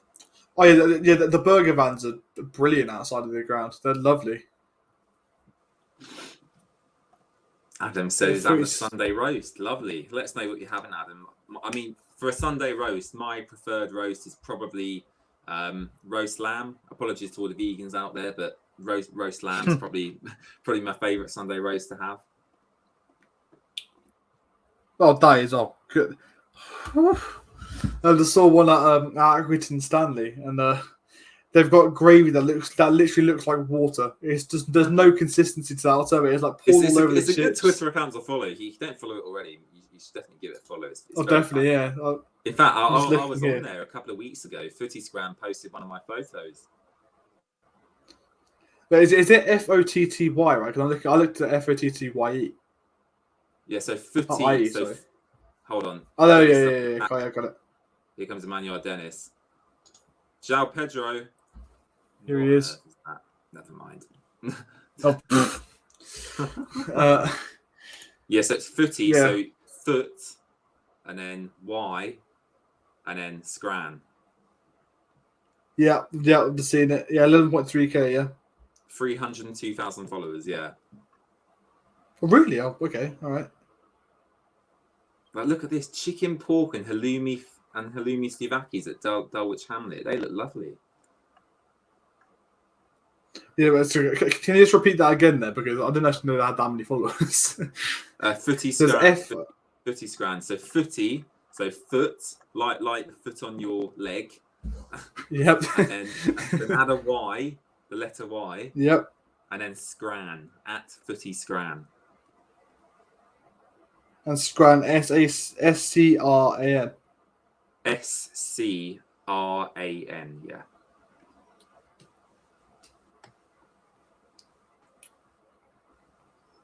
Roy Hodgson. I'm just looking at their. Yeah, I'm just looking at their stories, and they've got pasta and meatballs at Shamrock Rovers. Are you on their Instagram? Are you? Oh, you checked out the Twitter? You know, wonder they Yeah, got I'm talking no wonder I about got so Twitter. confused. Yeah. Yeah, we had have Instagram. Instagram, I was quite bare, so I was wondering. Yeah, well, Oh, I'll have a look at all in their. there. Kuchka winning it back. Here's Craig Cathcart on the edge of the Watford box. Oh my God! What a save! Oh my goodness! Oh, that was going to go in top bins. Blooming heck!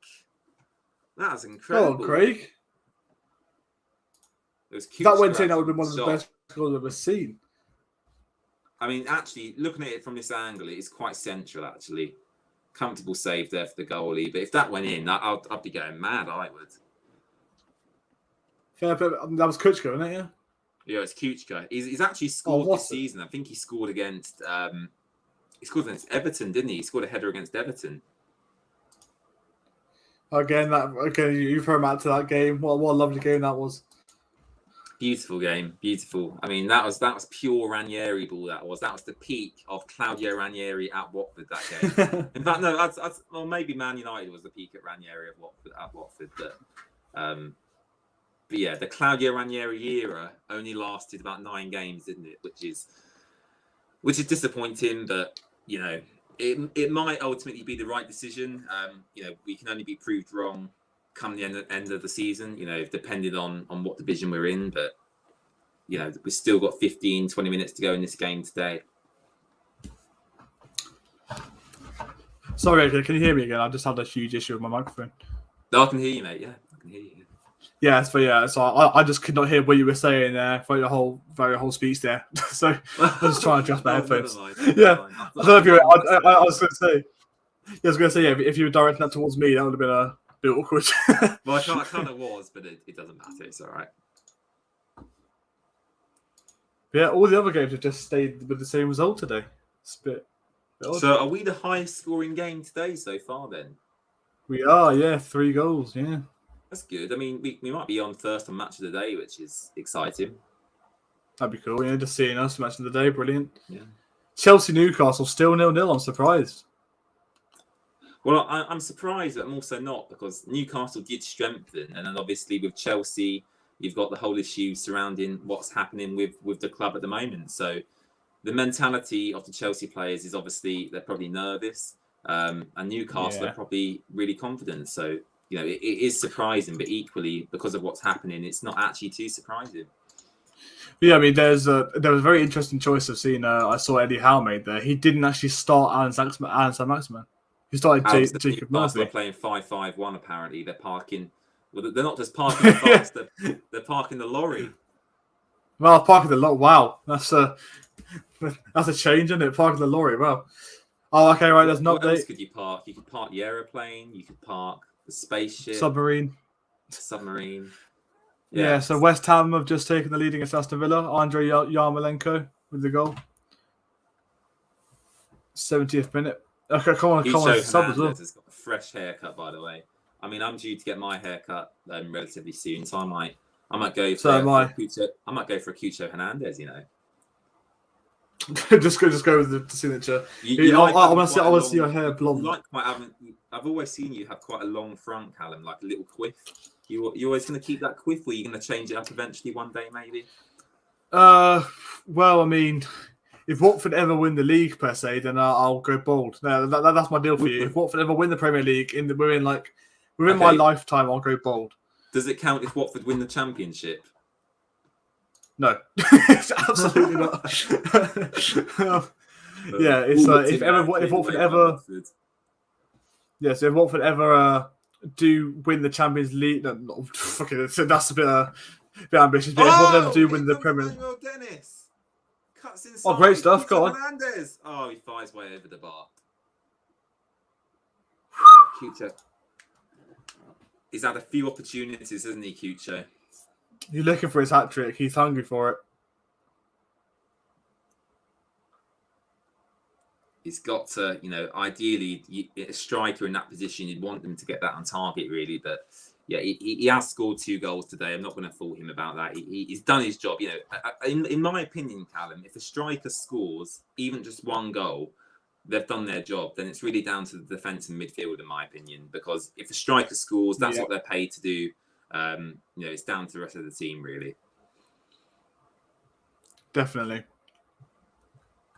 Southampton players becoming very frustrated, though, lunging in on a few of our players. Another yellow card here for Hero, I think. Bednarek. Yeah.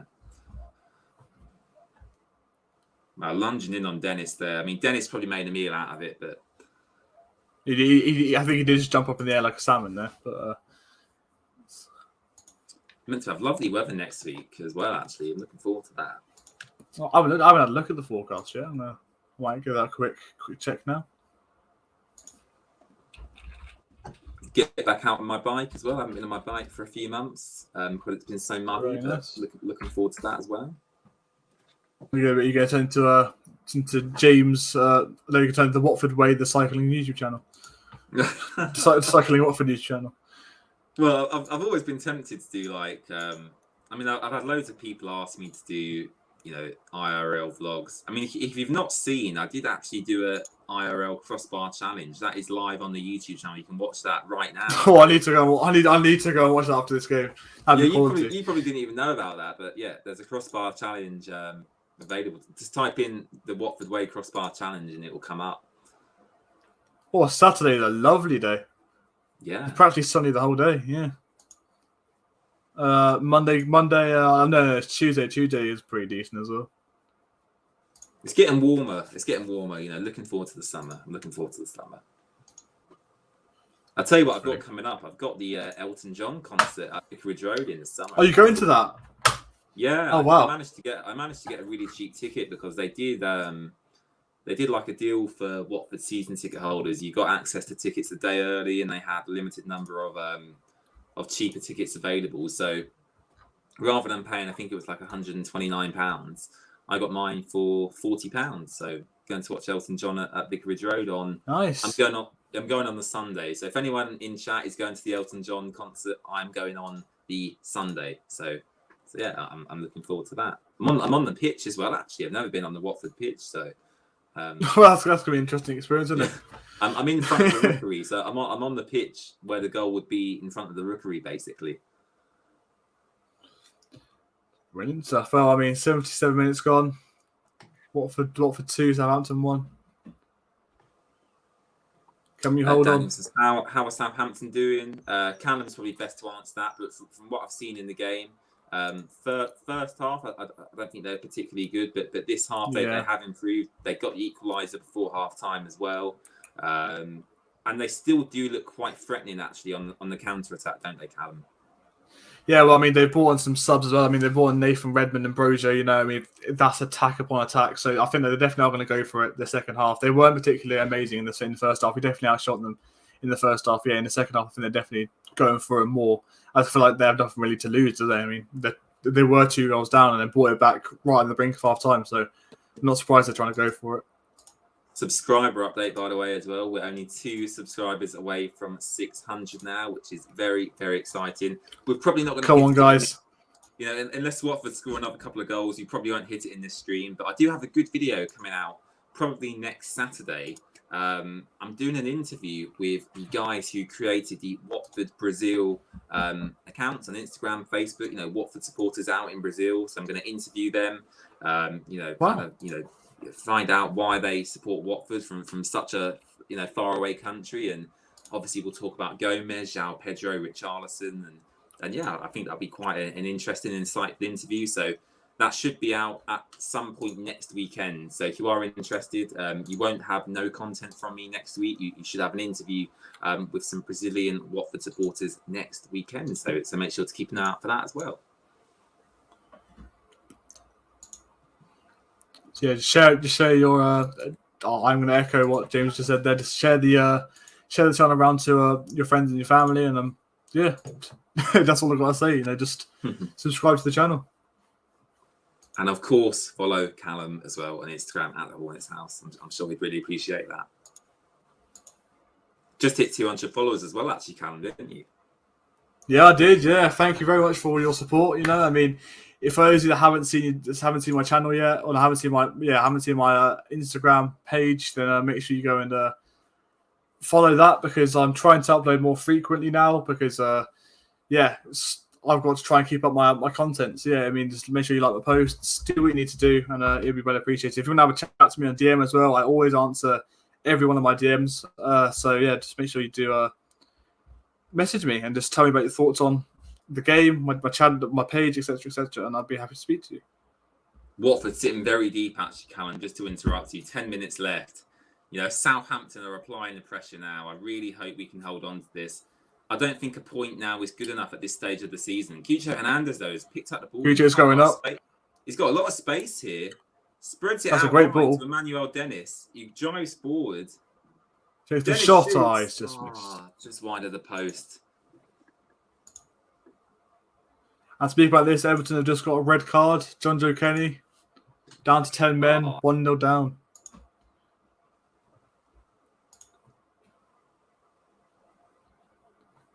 Dennis tried to give the goalkeeper the eyes there and went near post, but I don't think it really worked, to be honest. So actually, where are Southampton in the T1 now, if you have a look? They are 10th if they lose this.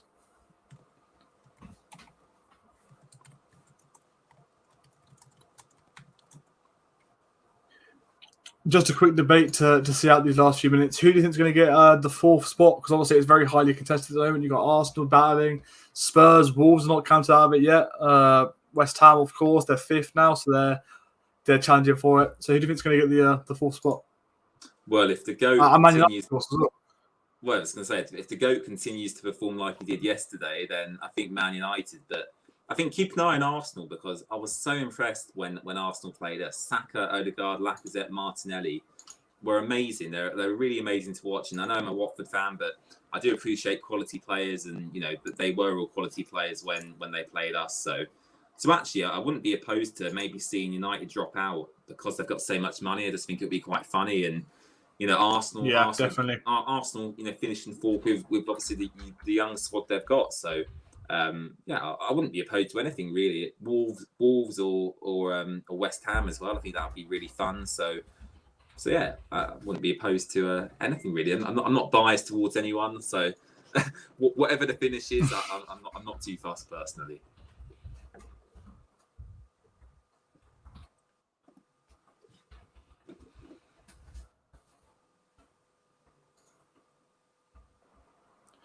Adam predicts we will finish 17th. Burnley, Everton, Norwich are going down, apparently.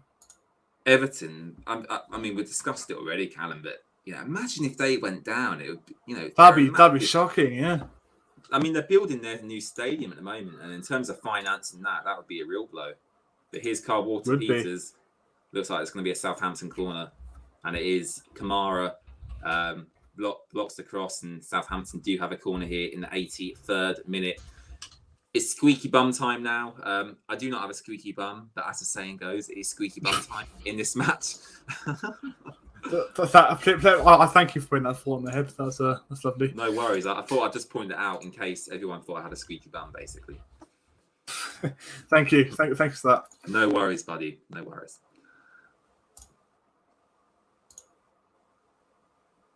Oh, it's time to get the confetti cannons out. Check your channel. Oh, are we at 600? Brilliant. I'm very It's happened. Thank you very much for that, everyone. Standing ovation. Maybe not a standing ovation. We're on the road to 1,000 now. I think we're on the road to 1,000 now. So I'm looking forward to that, and yeah, hopefully, I'm hoping next season to get a channel sponsor, because what that would do is it would really allow me to.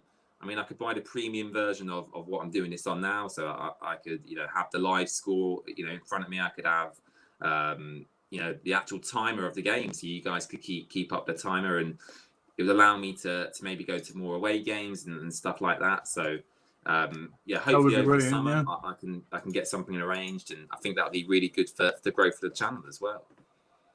That would be brilliant, definitely. Just to give you a quick rundown on the thing at the moment. Teams to retire at 81 subscribers. That's not the plan. That's not the plan. So yeah, just to give you a quick rundown. Chelsea nil, Newcastle nil, coming to 88th minute. Done really well around Newcastle in that game. Leeds 1, Norwich City 0, going to the 87th minute. Everton 0, Wolves 1. You there, Callum, because James Ward-Prowse has got a free kick in a very, very dangerous position.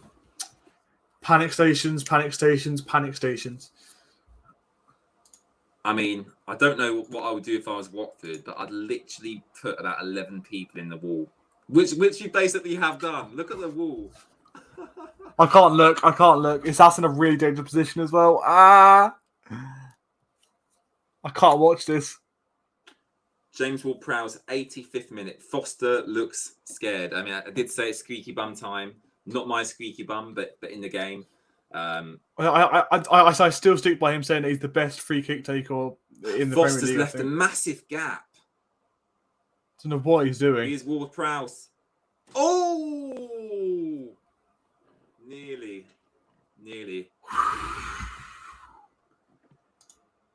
Panic averted. West Ham go 2-0 up thanks to Pablo 4 now in the 82nd minute.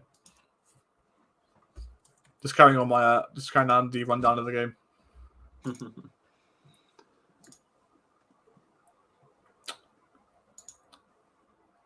it looks like there's going to be a substitution coming on now. Wow. I'll tell you what, it's not often Roy Hodgson does an attacking substitution. But it's with an attacker who has not really been on good form recently. Oh, wow, this is very odd. Hassan Kamara has come off for Joshua King. Has he? Dennis has come off? I'm not too sure. No, it's Dennis, I think. Yeah, Dennis. No, I don't know why Kamara went off the pitch. Dennis comes off. Not Dennis's best game.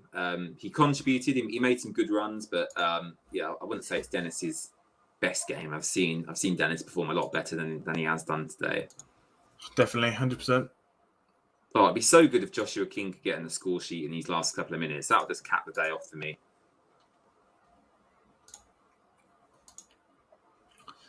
Just seeing a Cucho hat-trick coming clutch in the last few seconds of the game, that would just be dreamland.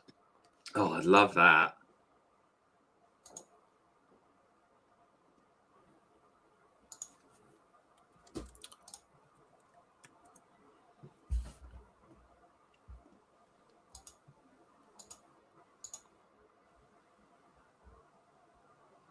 And we'll stick around for about 5 minutes after the stream as well. Me and Callum will discuss the game, give our thoughts, what it means for the Premier League table, and obviously, going into the break as well, we'll discuss, what this result means for Watford if we do win, or if we draw, or if we lose. There's still a few minutes left of this game to go. Here's Nathan Redmond driving forward. It's always dangerous. Cross goes in. Oh, Foster, Ben Foster. He's redeemed himself. Wow. I've got a buffering stream. I couldn't see it. Wow. Unbelievable. You'll see the replay now, Callum. It's completely buffered. My whole stream's buffering. Oh, no. I'm going to see it now. Shay Adams with the header. That was going into the top corner. And Foster gets a hand it's buffered the replay. I can't see what happened. Oh, it's such a shame. I'm going to have to watch Cucho the highlights. Please. What a save that is from Ben Foster. Well, goes into the corner, cleared away. Apparently. Is it? Let's have a look. Yes, it is indeed. 1-0 Chelsea. Kai Havertz, 89th minute. He's been on good form, Kai Havertz, actually. He's scored a few goals lately as well. I mean, this is crunch time Josh now. King streamer inbound. Southampton flooding everyone forward now. And I think for me, the key is do not foul anyone on the edge of the Watford penalty area.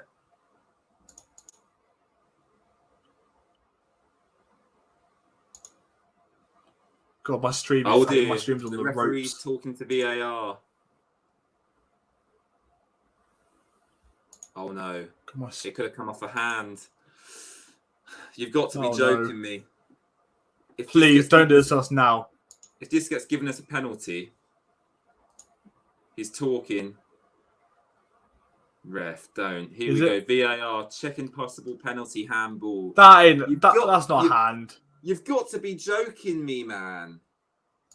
That's not a hand. Come on. It's his natural silhouette. He's just jumping. He's just jumping off the ground. He needs to jump off the ground. He needs to use his hands. That is outrageous if that's handball. It's not been given, thankfully. Thank the Lord. Wow. Salvation, finally. Southampton have a corner. Craig Cathcart's coming on now. Very interesting. Oh, and some scenes here. Kenny McLean has just equalised for Norwich City 1-1. God. Who are Norwich playing again, Callum? Leeds United or Leeds.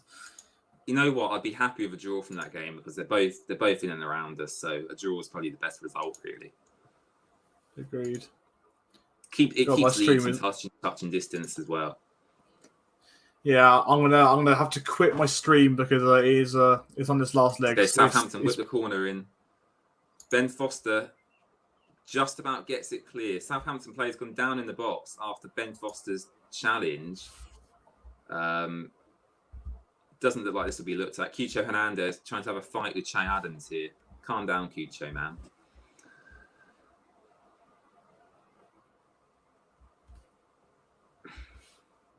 Wow, Callum, you won't believe this. There's been 7 minutes added time. That's mental. Where's that 7 minutes come from? I'm sorry. That's what I'm thinking. There's been no major injury or anything like that. That's just the Premier League trying to get Watford to lose, probably. Yeah, there's all the officials just ganging up. I do think sometimes they rig results if they can. That's terrible if they have. 7 minutes added time. Mental. Yeah, I just can't see where that would have come from, to be honest. That's not Ben Foster's fault at all. It's a bit feisty, this game now, though. I think this is the time where we need to park the bus now. I think this is where Roybal really needs to come into play. Sorry, we're not parking the bus, we're parking the lorry. No, that's it, yeah. Parking the lorry.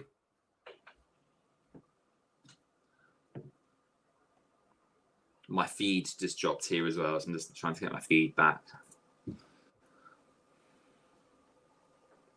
And I'm back, there we go. Well, there might actually be more time added on because we're 2 minutes into the added time. But for these 2 minutes, we've had an injury. So there'll probably be a further 2 minutes on top of this 7. So 9 or 10 minutes added time, potentially. It's hard to watch. He is injured here, actually. He's bleeding quite a lot. Brosier's gone down. I think you're gonna have to take a commentary for a minute because my whole stream was completely gone down. So yeah, you don't have to take the job of what I did. No worries. I'm here. James, the commentator, is here. James Tyler. Wow, he is injured. He looks like he's concussed here. He can't carry on. Brosier, he looks dizzy. He's got a big cut to his eye. They can't let him carry on here. He's took a massive blow. Basically, Foster comes out trying to punch the ball away, and inadvertently he catches Brosier, but he looks really hurt here actually. I mean, sure. I mean, it goes past football when things like this happen. So yeah, I do hope he's all right and he gets out. They are making a substitution. Safe. I think Adam Armstrong's coming on for Brosier here. Yeah, I mean, it's part of football when things like this happens. So, yeah, I hope he's actually come back on the pitch for now while they take this set piece, which I think is ridiculous because he's clearly injured. No, he's not. He's coming off. There we go. It's the right decision. I mean, I never wish injury on any opposition players really. So hopefully he's okay. That's what I mean. Yeah, hopefully he goes back. Hopefully he goes back home safe. You know, it's just. But here we go. Southampton setting up the long throw here. I mean, they're throwing everyone forward now. Long throw comes in. Headed away for a Southampton corner. James Ward-Prowse over to take this. There's been some action in some of the other games as well. So the Chelsea game is finished full time. Chelsea won, Newcastle 0. Okay. Leeds have just gone 2-1 up thanks to a 94th minute winner by Joel Gilhart. Didn't say his name. It's still 1-0 Wolves, and West Ham have just snatched the win. And Aston Villa have just scored Jacob Ramsey in the 90th minute. So can there be a comeback on here in that Southampton game. with the corner though at St Mary's Stadium. Oh, here we go. Watford have the opportunity to counter here. It's 2v2 on the counter attack. Joshua King. Here's Joshua King. Joshua King, still with Joshua King, turns in the penalty area. Oh! I thought you got me so excited then. Bicycle kick. I mean, you got me so excited then. Incredible scenes. We could have seen 2 bicycle kicks in the space of about 3 games. How did you react when Cucho's bicycle kick went in? Because I know you were at the game live. Yeah. So basically, I mean, you was at the game as well, wasn't you? Yeah, I went mental. I'm guessing you did as well. I mean, the thing is, like where I sit, there's quite a lot of like elderly people because I don't know why. Just the Upper Graham Taylor seems to have a lot of elderly people. But I basically grabbed onto the guy next to me, and I was like, "Oh my god! Oh my god!" Yeah, the scenes when that went in were amazing. It was mental, yeah. Because originally I didn't actually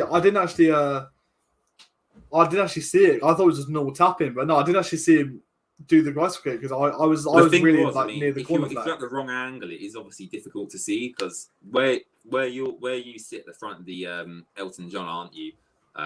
It's probably quite hard to see looking over that direction. But yeah, I had a great view of the finish. It was amazing. Everton have lost 1-0 to Wolves. Leeds have won 2-1 against well, Norwich. by the way, Ken Sema's been subbed on. He is 97 minutes in. Cucho Hernandez coming off. Great performance. Very, very good performance. Man of the match easily. Yeah, he gets a massive round of applause there from the Watford fans. Cucho Hernandez, well deserved. Roy Hodgson's very good. Great. I'm so happy with it. I'm really happy for the lad. I really am. Like he deserves it. He really does. I think it's 5 Premier League goals this season for Cucho Hernandez, which if you'd offered that to me at the start of the season, I would have said, that would have been a really good tally for him. I think he's still only 21, 22 years old and plenty of time to develop it. Here's Nathan Redmond, edge of the Watford box, tries to bend it. Foster catches it, goes down, and that's it. The 7 minutes of added time have actually now gone. Now it's just how much time the referee adds on for that Brozier injury. So not long left in this game. I'm going to guess about 78 minutes considering it's Premier League officials. I'm probably going to go 79 minutes. So we're currently on 97:33. I reckon another 2 minutes added time on top of this. So yeah. Joshua King's run his guts off since he's come on, to be fair to him as well. Musa Sissoko. Oh. Here's Kuchka, who's done really well actually too. To be fair, Roy Hodgson today has got it pretty much spot on then. I've got to give him credit for that. Yes, really well. Yeah. Yeah, plays to him. That's it, cleared. Southampton have a throw in. 98 minutes gone here at St Mary's. Is there one final chance in this for Southampton? Here we go. Referees still playing on. Watford back in possession. Roulette there. Goes out for a Watford throw-in. So come on, ref. 30 seconds left in this game, I reckon. Hold on. You got to hold on. Come on, referee. Blow your whistle. Oh, it'd be such a good win if we get this over the line. 2-1. Go on, ref. Blow the whistle, mate. Blow it, mate. 99 minutes gone here at St Mary's. Goes out for a Watford corner. It's got to be it. It's surely do or die now. That's going to be the last chance of the game, surely. Yeah, we'll take our time over this, but we're in no rush to take this corner. And I think we will hold it in the corner as well. And that should be the win wrapped up for Watford. Fingers crossed. Never count your chickens too early, especially with Watford. Here we go. Corner's been taken. Joshua King and Kuchka holding it up. Goes out for a Southampton throw. No, Watford throw. Gotta be it. Come on, man. Please subscribe if you haven't already. Please subscribe for the Watford win. I mean, hopefully, fingers crossed, if the referee blows his whistle in the next couple of seconds. For the Watford win and the Watford way. Nearly 100 minutes played here at St Mary's. Oh my god! This is crazy. Come on, ref. Come on, referee. Still letting It's a play joke. go on. Well, where have you found it up the pitch? Where have you found these extra 10 minutes from? What? What's going on? Oh my god! Roy Hodgson's baffled. He's shaking his head. This is called being rigged by the Premier League. This is literally, yeah. I'm convinced they actually want us to lose this. And the referee still doesn't have the whistle in his mouth. 100 come on, minutes, this is 15 seconds played. This is a joke. Watford play it back to Ben Foster, who hoofs it up the pitch. My feeder's frozen. Goes out. Gotta be it.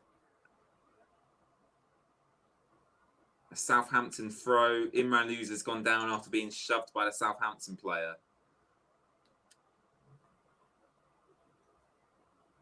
Hoofed up the pitch. Watford win. Come on. Get in. What a win. What a win that is.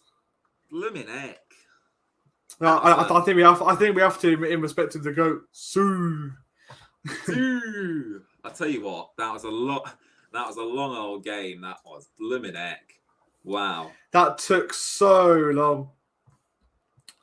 10 minutes added time. I mean, let's forget about that for a second. Callum, let's come to you because 3 points. I mean, are we now 18th in the Premier League table? I mean, I am absolutely delighted with that. 21 people watching now as well. Obviously, you'll come in to see our reaction after Watford pick up the 3 points. Going into this game, Callum, Watford had 1 win in 17 games. Everyone questioned Roy Hodgson's team selection. Yes, Tom Cleverley was dropped, but Kayembe didn't come in. Cathcart was dropped as well. There's a lot of questionable decisions that Roy Hodgson made. But actually, if we are being fair and we're not being biased, Roy Hodgson got his spot on today, didn't he?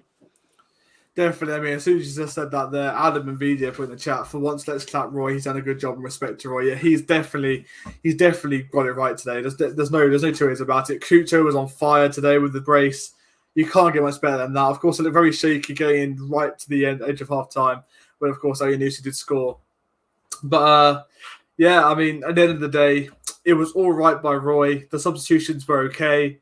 Yeah, he just got it right. We won, and then we move on to the game against whoever's next. So yeah, great stuff. Well, come on. The next game is very easy, I think. Liverpool away, piss easy. Surely 3 points there, Callum. Oh man, I'm predicting a 7-0 thrashing, mate. Oh God, it just gets more difficult every week. But Watford pick up the 3 points. Callum, you obviously saw the 2 Cucho goals. I had issues watching the game, but talk us through the Cucho Hernandez double and what performance by him today. And I think he's up to 5 Premier League goals this season. He scored the bicycle kick against Arsenal, 2 goals today. Own goal against Wolves midweek. He's had a pretty crazy couple of weeks, Cucho Hernandez, hasn't he? Yeah. I mean, for those of you that are still in the stream and have watched my amazing commentary performance throughout that first half, I do tip my hat off to you. But yeah, the 2 Cucho goals in the first half, they were brilliant. There was a huge blunder by Salisu at the back there, which put Cucho through, put it around the goalkeeper to make it 1-0, and then it was Cucho Hernandez again. I feel like 10 minutes off our time, like 34th minute, 35th minute, he scored, to make it 2-0, and then on the brink of our time, obviously Oyunusi then puts it on off the back of a James Ward-Prowse set piece. But yeah, very good win for Watford today. Delighted by it. Roy got it completely right, and now we move on to Liverpool. If we win against them, I'm going to go mental.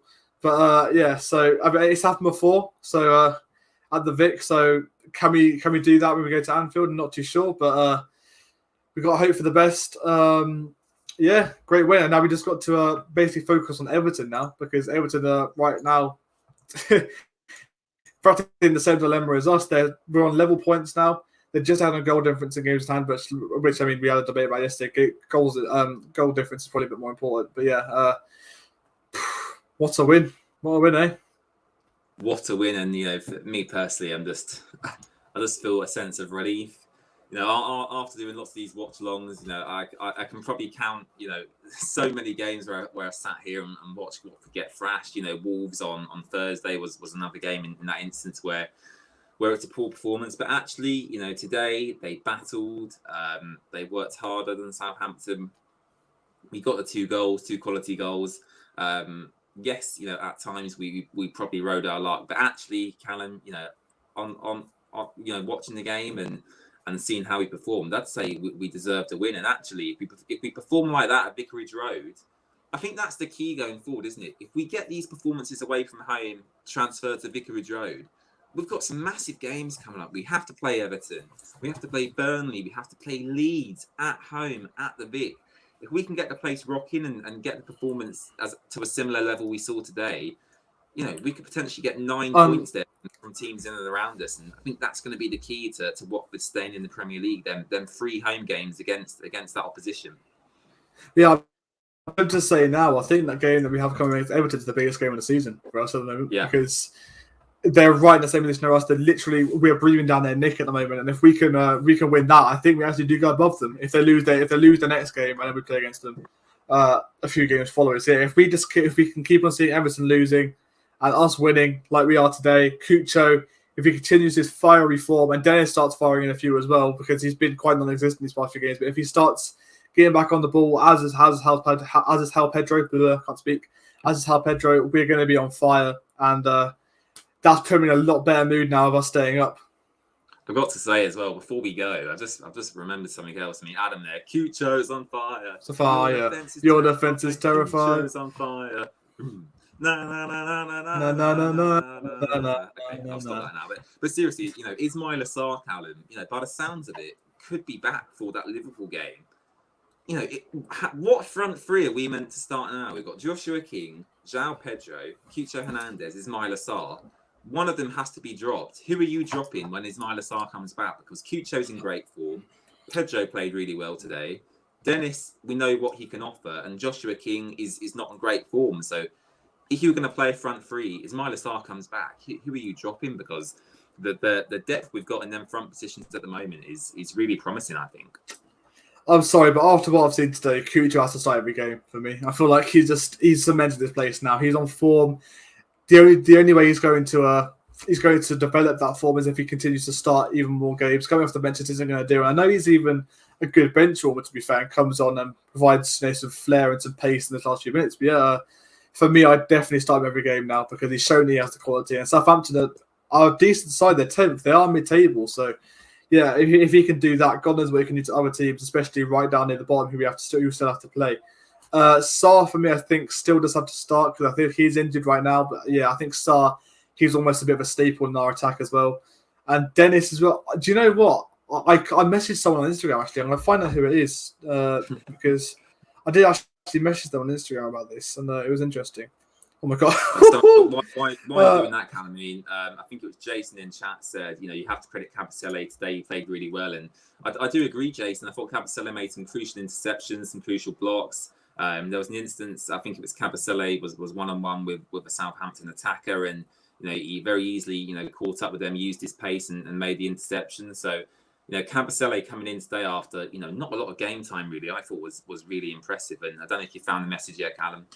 Yeah, I found a message now. So is here though. It's cool. So yes, someone actually said it was Adam Tomlinson. I actually think it's in the chat right now. So yeah, he messaged on here saying totally agree with the lineup, mate, because this is on my lineup predicted lineup post. Yeah. Only thing I might change is Cucho for Dennis. What a shout you made, mate. Yeah, so Cucho for Dennis, and Dennis has been greedy, selfish, and on poor form.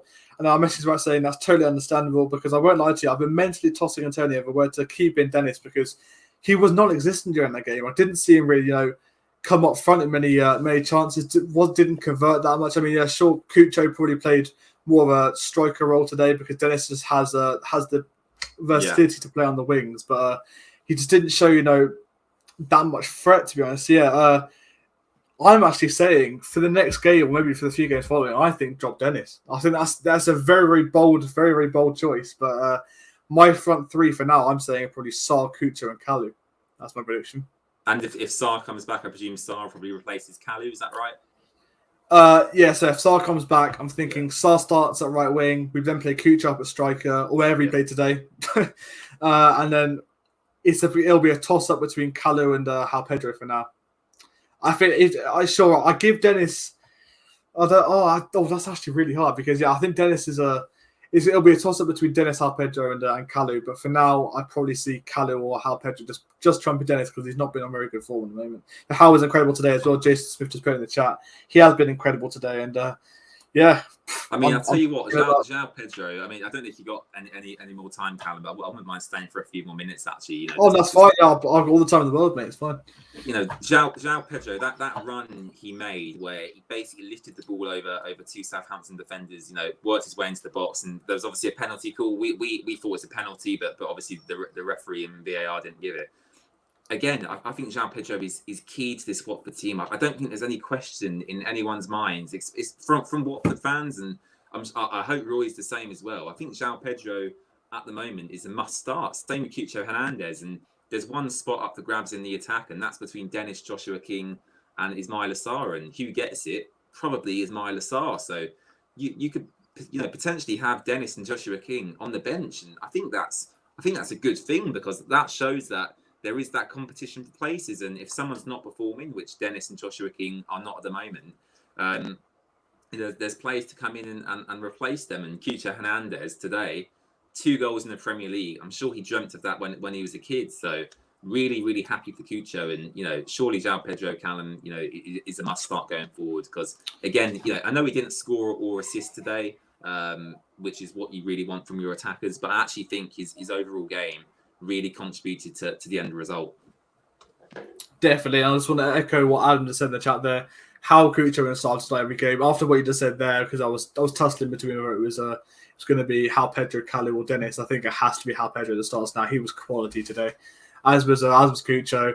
They've cemented their place now, and Sarr was already cemented. Even though he got the injury, he was always going to come back and get a starting spot. So that's got to be our front three coming back for now, going up front now for the rest of the season. And from midfield as well, Lauser I think was really good today as well. I feel like he was already pretty much a starter, to be fair as well.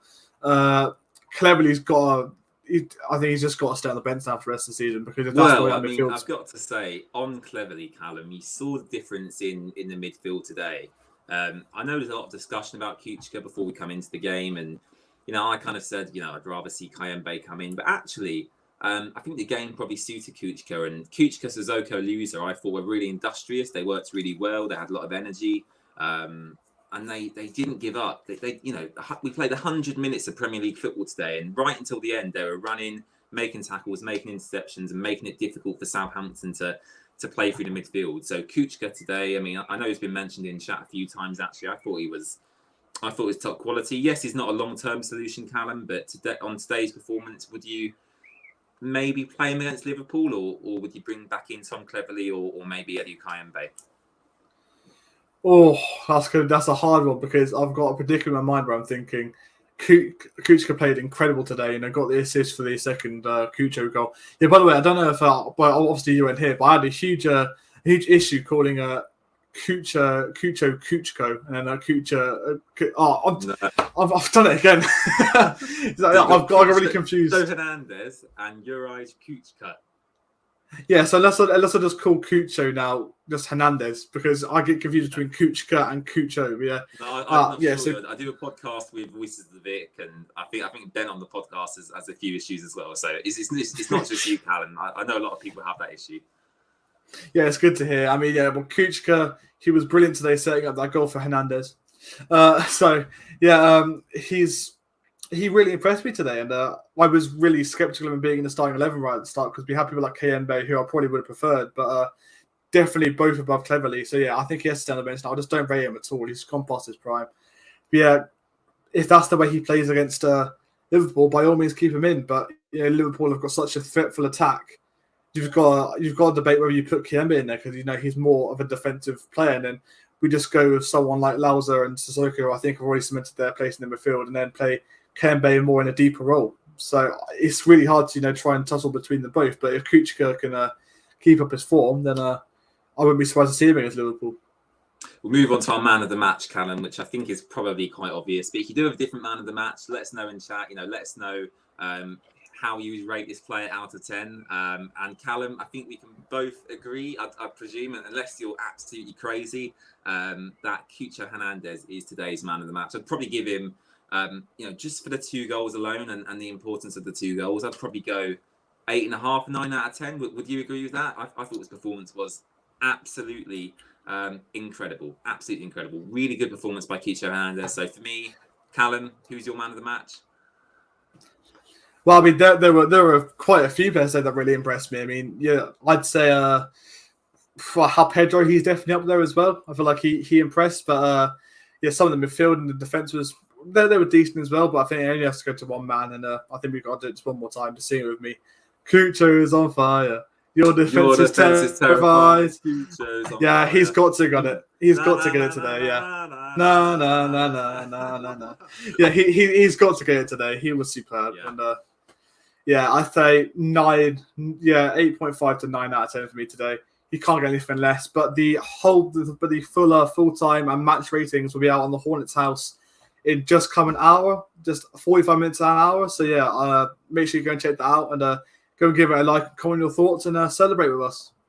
Yeah, I don't really want to end the stream today. I mean, I will do in just a second because we have been going on for quite a long time. But just it's not often that Watford win a Premier League football match this season. So I do think we have to kind of to sit here and enjoy the moment.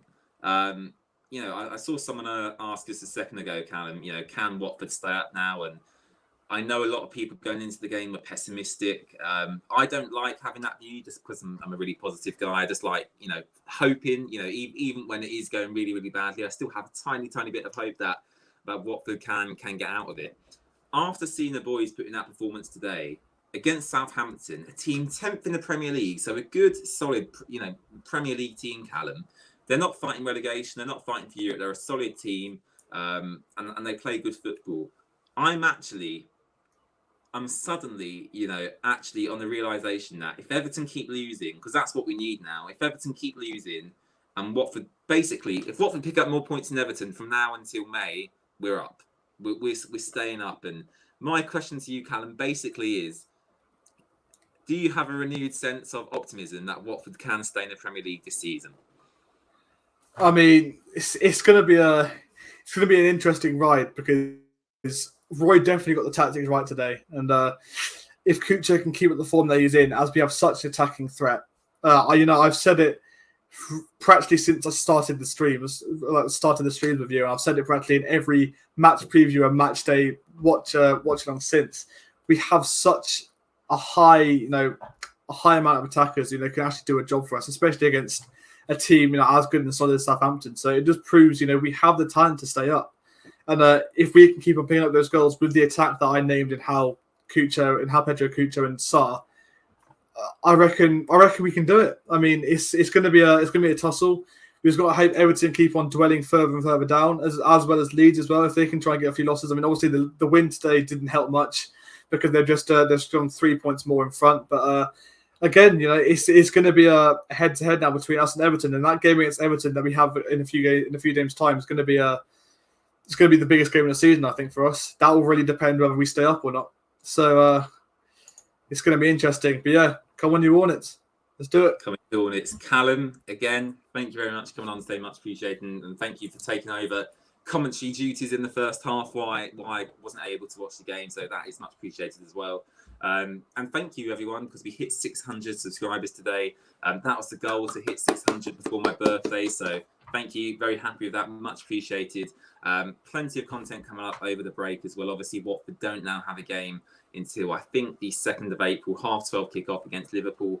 We have an interview coming out next weekend with the Brazilian Hornets fan group, if you will. So we'll be talking to them about why they support Watford, their favourite players, etc., etc. So keep an eye out for that. I'm sure there'll be a couple of other videos as well. And please subscribe to the channel as well. It's really, really appreciated. We're now on the road to 1,000 subscribers, which is crazy. I can't believe I'm saying that, but 1,000 subscribers here in the Watford Way.